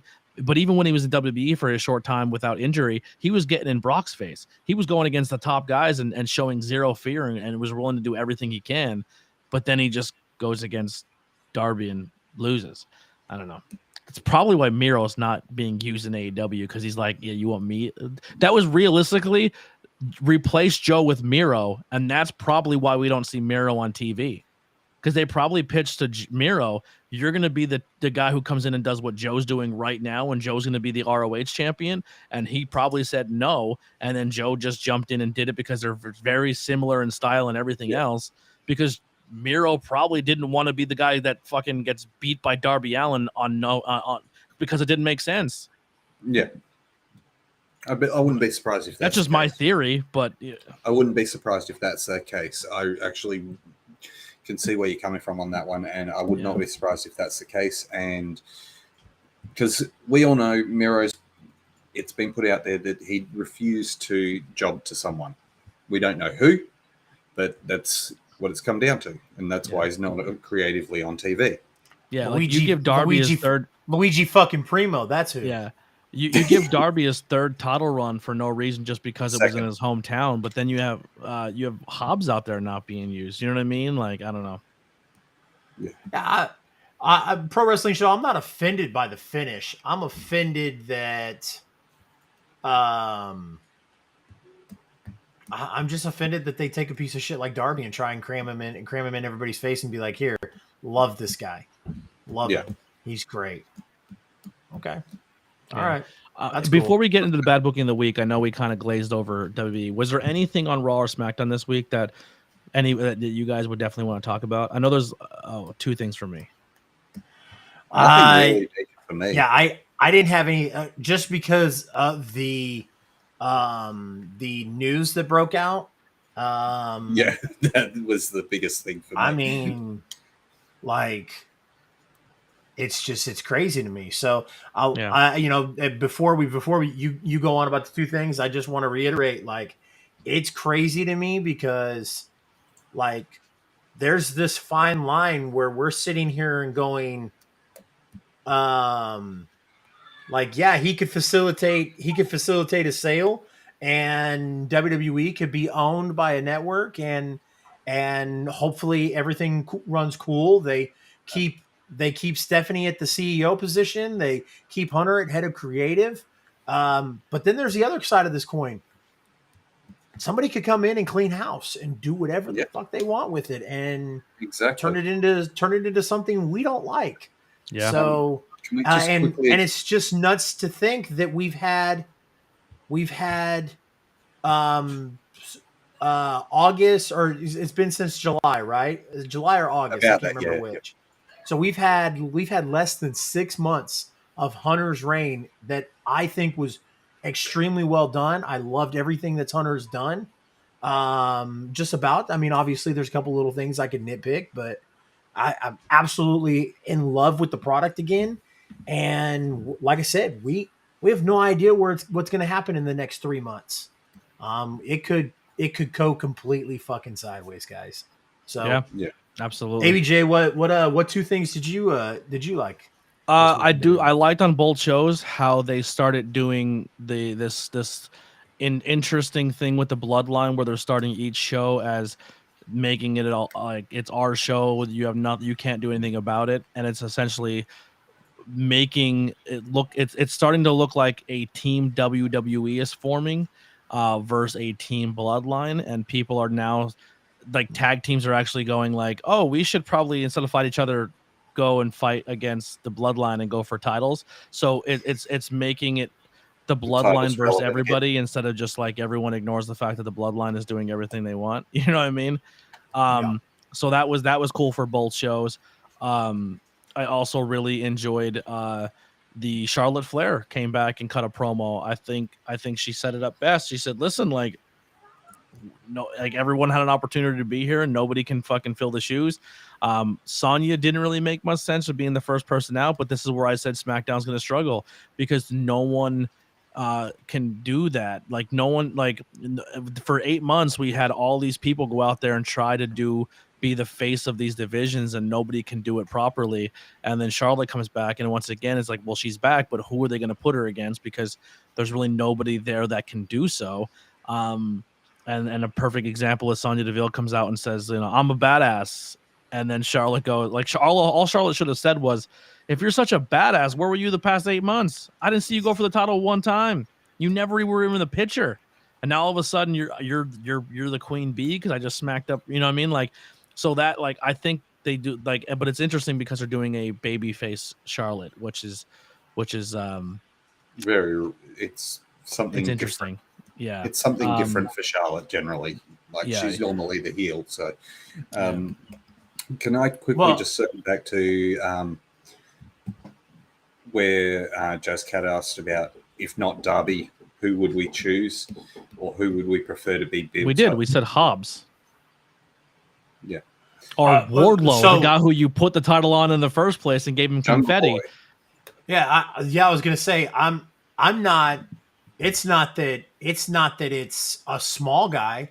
I mean, if you pluck Darby out of there, I'll take Ricky, I'll take Jungle Boy, I'll take any of the other young guys that they've built up.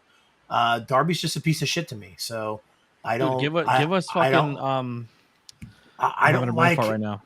I don't like guys that have been accused of physically assaulting women and sexually assaulting women on multiple occasions. I'm not. Give us fucking the guys from that Julia Hart used to be with. The Hollywood or the Varsity Blondes? Yeah, give us them. Put them there. Maybe one of them. One of them, yeah. Brian Pillman. Brian Pillman Jr. Yeah, I would have said the other one. Of course you would have. Actually, Pillman puts on better matches outside of AEW. Yeah. Like I've watched him wrestle 3 times in the indie scene, and they're way better matches than he's put on the inside of the AEW ring. I was gonna say I've watched Brock's matches in AEW, and I prefer Brock's matches on the indie scene. So yeah, obviously we won't go there, but I saw that. How is Hobbs being built up right now? We haven't seen Hobbs since he lost the title, if I'm not mistaken, right? They've been doing promos with him for the Book of Hobbs.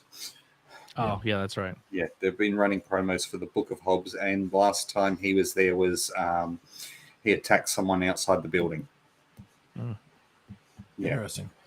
And that was like a 2-minute segment, if that. Yeah. Not even. But he's... Hobbs is coming back, so hopefully they start actually using him properly. He's a guy, much like Taz, but was back in ECW, could be built as and even Brian Cage, before Brian Cage came to AEW. Yeah. The Machine type. Yeah, I just want to add something before we get to our bad booking. So I did watch... I added NWA to my watch list this week. So I watched NWA, and I also watched Impact Wrestling this week. I'm not going to go on full. Yeah, I'm not going to go down full rundowns of every show.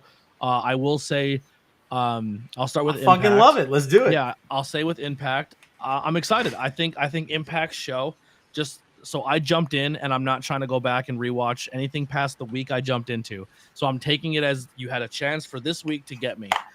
And everything on the show I enjoyed, except one thing, and I'll get to that in a second. But Impact gave me a Masha Slamovich match versus a girl who had a very interesting look. I was into it. I thought it was a fine match. They gave me possibly some tag team future with coming up with a 4-way tag match for the pay-per-view. They sold me on a few matches that are going to lead me to a pay-per-view that I'm excited to then watch said pay-per-view to see how it plays out. The only thing on Impact right now that I can care fucking less about is please get Bully Ray off my TV. I don't need Bully Ray in a world title picture. Remove him. The fact that the owner of the company came out and got into a shoving match and then fought Bully Ray is dumb to me. Yeah, I think it's a horrible booking idea. I don't like it. I don't like it. I love Scott Moore calling him a piece of shit. Yeah, and he wasn't right. He was the only reason Devon goes near you anywhere is because they have to pay him a lot of money to do so, and that's fucking true. Because he's a fucking scumbag. But everything else, listen, everything on Impact is good. Yeah. I know if you're not totally into the world title picture, it ruins everything for you in said entire promotion. But I've been a mid-card guy my entire life when I watch professional wrestling. I rather watch mid-card stuff more than I watch the main card all day of the week. Growing up, I was a Piper guy. I was a Mr. Perfect guy, and none of those guys were world title guys for a long period of time. That's why I enjoyed the mid card. That mid card was my sweet spot. I didn't care about Hogan as the world champion. I wanted everything underneath Hogan. I wanted IC. So Impact for me. I'm cool with if I'm cool with not being invested in the world title for a company for me to continue watching, and I think Impact is something I still think is worth watching. Hey, so Pro Wrestling Show. Whoever told you that Bully Ray has been the best thing so far, he probably needs a head red. Yeah, don't talk to that person. That's the only reason Bully Ray is getting stuff on TV is because he's listened to on a very, very popular wrestling podcast and radio station. Yep. And everybody thinks he plays a character on said podcast, said radio station. And no, he's not. That's really him. No, and like I said, there is 1,000 things that are. I mean, let's not even talk about I'm not even going to shit on Bully Ray Pro Wrestling Show. I'm going to just tell you that if you watch Impact, you'll see that there is 1,000 things that are better. Bro, we're gonna get Deanna Prazo versus Masha Slamovich. We're getting Jordan Grace versus Mickey James. Yeah. We're getting that 4-way tag team for the world championship is fun to watch. Like I said, there's a lot of really fun shit going on in Impact, and I'm excited to keep it on my watch list. Every single Josh Alexander feud has been fantastic. Besides this one, this is the one I just can't get behind because it's Bully. Yeah, and I'm like, which is completely understandable because, why bring him back in? You've got so many good stars there that have potential. Yeah. You've just brought in fucking, is it Alan Angels from? Yeah, Alan Angels came across. Mm-hmm. You could have put him up there in the main event. Yeah, you could have easily put him in the main event. As much as I disagree with him, fucking Bobby you could have put. Well, I mean, you could have put Bobby Fish in there. Yeah, no, I mean, besides all those guys, last minute resort, Frankie Kazarian, they already did Frankie Kazarian. Yeah, they did. But I mean, like I said, I'd rather see Frankie Kazarian again than see Bully Ray. The only beef, I said this before with Impact, is they have such a good young roster, and then every time they feel like, oh, we're not getting the results we need, let's throw in someone who used to be on TV somewhere on our programming, and then we'll get ratings. You know what I mean? But realistically, just to go through this, this is the roster, just kind of puts them out there. You have Ace Austin, Alex Shelley, Angels, which is Austin Angels, Anthony Green, Brian Myers, Chris Bay, Chris Sabin. I don't know much about Crazy Steve, but a lot of people seem to really like him. Tyle Valkyrie's there, Delirious, Deanna Prazo, Eddie Edwards, Gail Kim is still there. I love Gia Miller. Heath, you got let me see what else we got here. I'm skipping some because there's some people I'm not super familiar with, so I'm not going to act like I'm putting him over, even though I don't. Joe Hendry, Joe Hendry's the hottest fucking thing in Impact. He doesn't do it for me, but I can admit Joe Hendry's fucking over like Rover right now. Yeah. I like Johnny Swinger. I think he's entertaining. Jonathan Gresham is a very good wrestler. Josh Alexander, Jordan Grace is very talented. Matt Cardona's there. Masha Slamovich, Mickey James. I'll watch everywhere. Jonathan Gresham. Mike Bailey is unfucking real. I like Moose. Give me Motor Machine Guns. Give me PCO. Give me Rhino. Even though he's older, I'll still watch a match every now and then. Just don't put him in the world title. PCO's older than Rhino. Yeah, but PCO, I'll do it. I'll watch PCO forever. Rich Swann, Sammy Callahan. Callahan's no longer a talent though. With he just cut a promo on the last show. He just cut a promo. Yeah, but he's still. Yeah, he's going to finish out this program because he believes in what Impact's doing, so he wants to. Yeah, I wouldn't be surprised if he does re-sign eventually. Yeah. Tasha Steele, Trey Miguel, and Ziggy Dice. That's a good roster. Yeah. I think AEW dropped the ball with fucking Trey Miguel. Yeah. And Alan Angels. They dropped the ball with those two. I personally have worked with Tasha Steele a bunch of times. She's a fucking sweetheart, and she's super talented. So Impact, I will say, after watching that 1 week, I'm still in. I'm excited for the pay-per-view. I'll keep watching it. Impact was the only company that gave us a murder on screen. Numerous times. Yeah. but most recently, like they've given us a murder on screen. Yeah. So that Cody, I would just say give it a shot. Give Impact a shot. Like I don't get to watch it every week, but when I do tune in, I enjoy it. So yeah, I think that it's pretty. It was pretty. If most of our audience that comes through here can agree that Impact is the bee's knees, if you will, my friend. But let's talk about NWA. Look at the before we go there, because you watched Jay White went to Impact after appearing in AEW. Yep, Jay White actually appeared in Impact last year. Yeah. So, yeah. Hold on 2 seconds. So, NWA, for the only thing with NWA, which Bully Ray's over there as well. So if you don't like Bully Ray, he's also a part of the deal on NWA as well. Same with Tyrus. Once again, not a huge guy on Tyrus. I think his world championship run is silly, but I hope it's not long lived.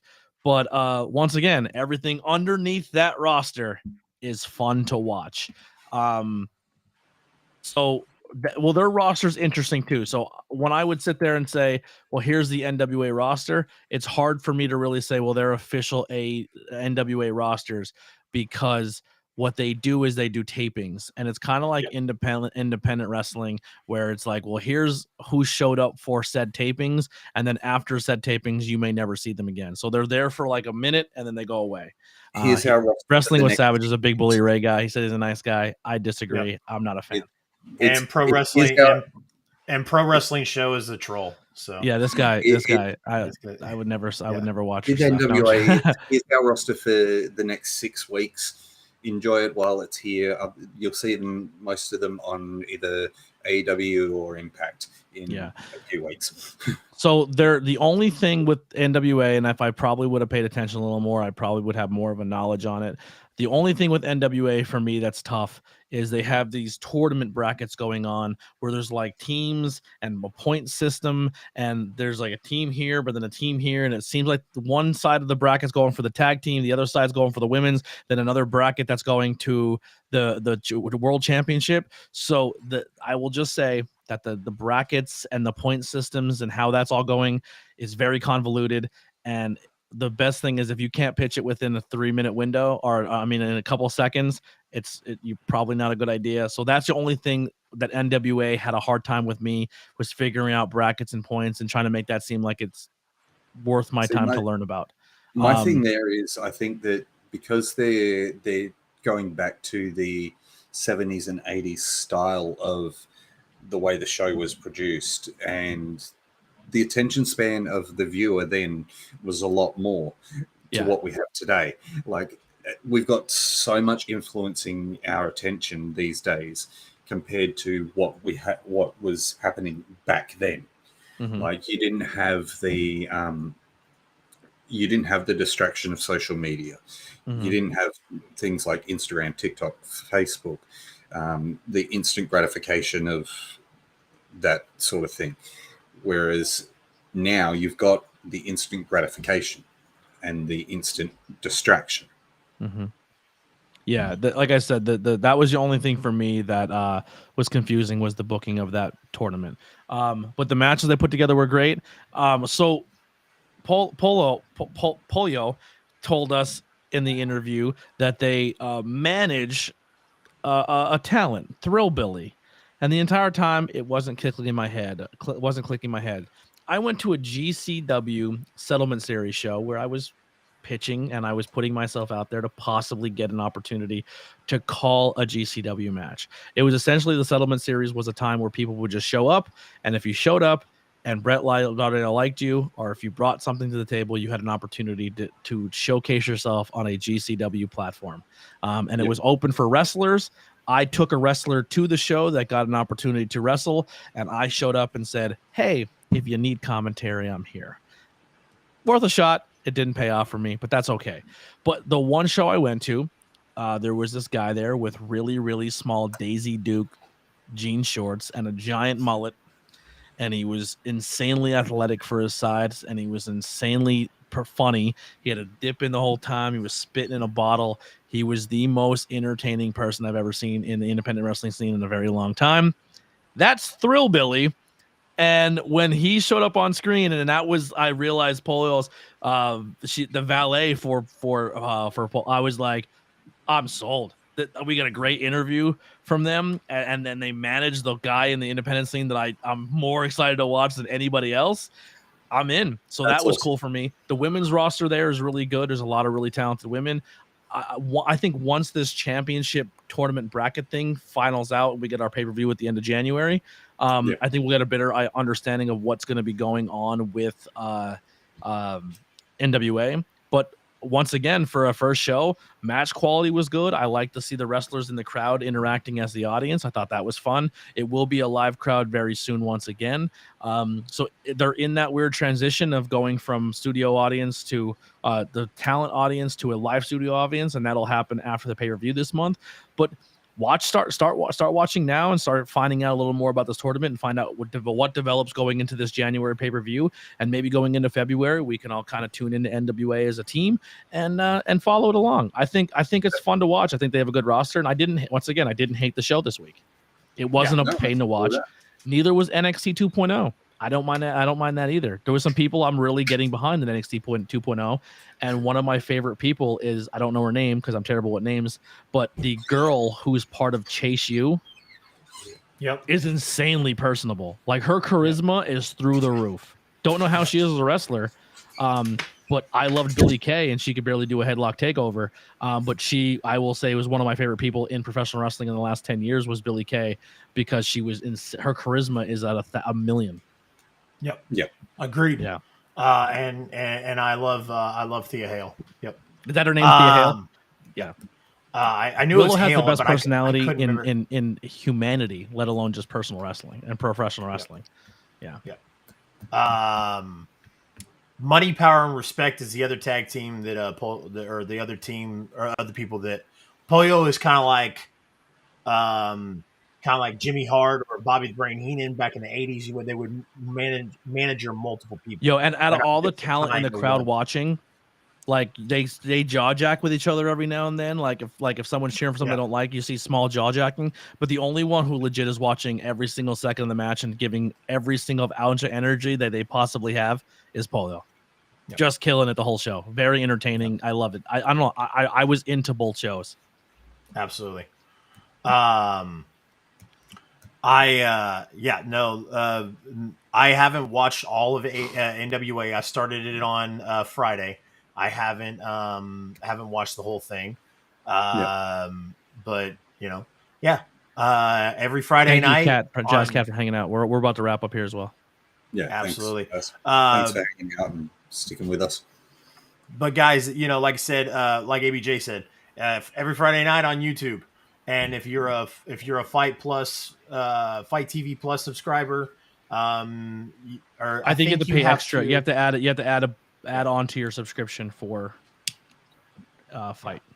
Absolutely. For NWA, yeah, absolutely. Pro Wrestling Show. I will watch your show. I was just busting your balls. We're all entitled to our opinions, and everyone's allowed to have them. And there's no beef. You know what? It's all fun, but your opinions are wrong. Yeah. You know what my mom used to always tell me? Opinions are like buttholes. Stop putting that in your mouth. No, opinions are like buttholes. Everybody's got one. Some people stink. So. And yours stink. You had a stinky butthole tonight for a wrestling show. All love though, brother. And anytime you need ABJ on your podcast, please hit me up. I'd love to come hang out. He's invited. I've been on some streams lately where he's been inviting a lot of people on his show. There hasn't been an ABJ reach out yet. I'm just saying. He forgot to wipe. That's why I'm kind of like Ron Burgundy, Pro Wrestling Show. Kind of a big deal in my own mind. Bad booking of the week, gentlemen. Darby Allin winning the TNT title, and it's not even a contest. I don't know. Vince McMahon coming back is pretty fucking up there. That's to be expected. Darby is just, I hate it. Like, if we're talking literal booking, then Darby.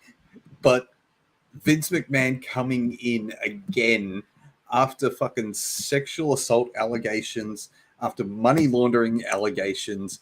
We're still talking about Darby, right? Oh, sorry.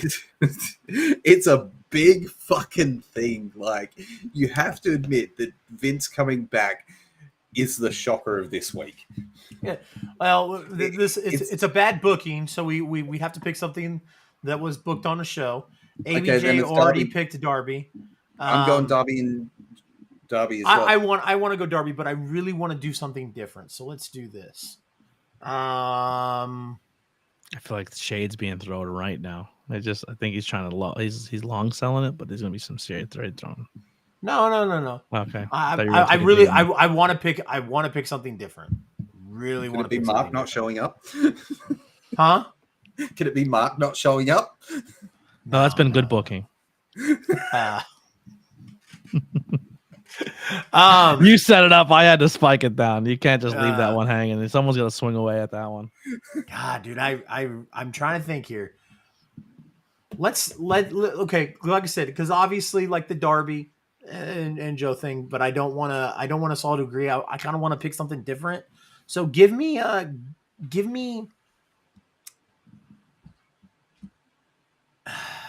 If we're all going something different, I'm going putting the belt on Okada.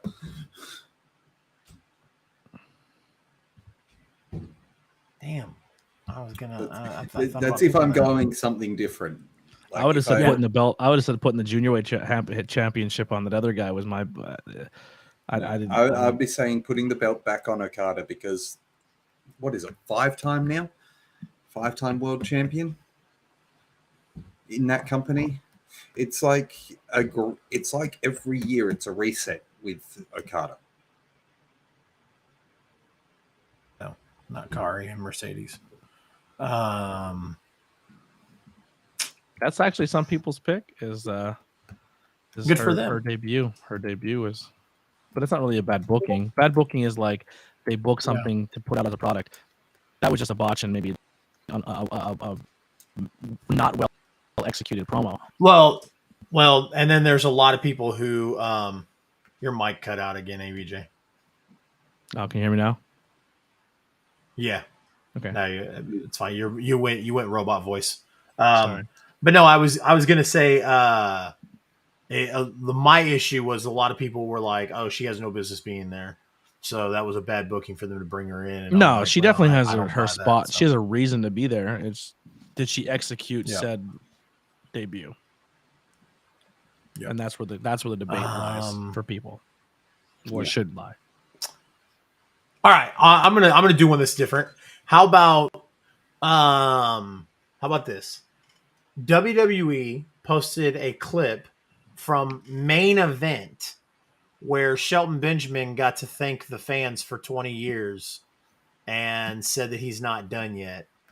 And I thought that was really shitty that it was on Main Event. So should have been on Raw. Yep. Should have been on Raw. There's my unclimatic bad booking of the week, only because I didn't want to pick the obvious choice. Well, they have been slowly teasing possibly the return of the Hurt Business backstage. I guess they're not going to go with it because I guess they're going to turn Bobby into a vicious heel. So, well, you don't need Bobby to be in the Hurt Business. True. They've been showing like a few members without Bobby backstage with honestly, and people are probably going to be shocked that I'm saying this. Give me the Hurt Business with what they had, remove Bobby, and put Omos in there. I knew you were going to say it, and I like it. It'd be interesting. Get fucked, Axel. So and then have Sammy leave the bloodline and join the new nation. Have him join the Hurt Business. Yeah, there you go. That was. Did we just get canceled? No, I mean, if you want the honest to God's truth, Scotty, that was the rumor. That Vince wanted. Yeah, true. Vince wanted it to be the new Nation of Domination, and luckily, people talked him out of it. Luckily, that would have been great if they would have went that route. Bro, could you imagine the Hurt Business was a modern day nation, but here's how you book it, and Vince wouldn't have done this. You had the Hurt Business come out, and possibly what I would have done, I would have thrown a tag team in there, and you know who I would have put as my tag team in the New Nation, the New Street Day. Profits. I would have done Street Profits. The reason I would have said New Day is because the angle of what I'm going to go with the Hurt Business. We have had zero representation in this company, and we are here to take that over, and we are doing it by any means necessary. You go full Malcolm X on them, and what better two people to sit there and say, we had our title runs and we got squashed, and we had the worst booking you could ever imagine is Kofi Kingston and Big E. Yeah, fair call. Good, true. That's how I would have also Xavier Woods probably had one of the most underwhelming King of the Ring wins of all time. Yeah. Although King of the Ring has been underwhelming since they got rid of the pay-per-view, but I digress. All right, gentlemen, that's our bad booking for the week. Bad booking is letting SWAGM come in the last 5 minutes and say stupid shit on top of Mick. You guys are still crazy up? Shit in the chat. You guys are still up? What? They are the tag team of the worst comments in the in your engagement section of your videos on the YouTube or any social media platform. Who? Tag team champs. Who? I'll see you in the Discord. Interesting. Who are we talking about? You'll see you in the Discord. Alex and Mick. Yeah. Just kidding. All right, Scotty, do you got anything going on that you want to plug? Not much. Just started streaming on Twitch with this today, and what are you playing? Probably do some Diablo and stuff like that. Some what? Diablo. Oh, Diablo. Okay, I thought you said. So Dazzlo. my little TV I have here, the little TV I have here is only a one US HDMI port. Yep. So what I'm going to do is I bought like a 10-foot long HDMI cord to run from my system back there. That if I want to play it on that TV, I can, or I can just take the extra plug out and plug it to this TV, and then I can game on this small. It's not a 4K TV, but I can game on it, and then I can run the gaming stream from this TV right here to my computer, and it's a shorter run, and then I can now game stream while sitting here. Nice. So that's I just ordered that in the mail. Yeah. Yeah, I like it. So I'm going to start doing that. Follow me on TikTok as well. Same as what you see on the screen. Nice. I'm going to start posting more content. ABJ, what do you got going on? All things ABJ, all social media, Anthony Blackwell Jr., R.A. Blackwell Jr. Follow me. Let's have some fun. I think YouTube channel is up to like 430 or something, or 429. We're close to 430. I don't know. But head over to the Anthony Blackwell YouTube channel, hit subscribe, and let's have some cool shit go down for this brand new year. Yep. Fantastic. CR Media 1988, guys. Explanation point Discord in the chat. Explanation point CR Media in the chat. Bring up the stream elements. You guys know where to find it. We're doing the pit stop on Mondays consistently this year. So we won't be doing interviews, but we will be doing watch-alongs of our interviews on Thursdays. And on some watch-alongs, we'll be inviting past guests on to do the watch-alongs with us to kind of give commentary. And then on Wednesday nights, go ahead and announce it here instead of showing everybody by surprise. My new and permanent co-host, I swear to God, motherfucker, if your job changes schedule, I will call and quit your job for you. Okay. The fuck are you watching TikTok videos while we're saying goodbye and shit? I am. God damn. No, I was checking a Snapchat someone sent me, and it was not worth the click. Yeah, I heard that. So anyways, Raz Dark Wolf, Scott will be my new permanent co-host on the Post Dynamite show. So good, because I told him if he couldn't find anybody, I'll step in. But now if you're taking it, that relieves me. Yep. So Scott and I will be breaking down Dynamite 15 minutes after the show, and then of course on Thursday night, the I-70 Hot Tag guys, where we We interview local independent talent and talk about Kansas and Missouri and other independents. So we have lots of fun on there. Going to be pursuing. There's a tag team in the Kansas Wrestling Alliance called Valencia y Paz. They are a part of the Empire. They have laid out a challenge for the I-70 hot tag. So, and I have Chase is getting back in the ring. No. I have resent my reply, and it is a tag team of the I-70 hot tags choosing to face off against them. So they came over and tried to destroy our display at our table, and you better be filming this promo. You better be filming this promo. All I'm going to say is lucky that they're messing with the I-70 hot tag because they don't want this bad booking smoke. Yeah, heard that. You can mess with that jabroni ass. You can mess with that jabroni ass show, but you come in bad booking, you're going to get that ass booked. Yeah. I'll fly from Australia and I'll bring a kangaroo with me. I was going to say I trust Scott a little more than Josh's old bariatric ass, and then listen, fucking well, I'll fight like CM Punk after a press scrum. I'm biting and throwing chairs. I was going to say you've got to with those fucking chicken legs and those fucking bad knees.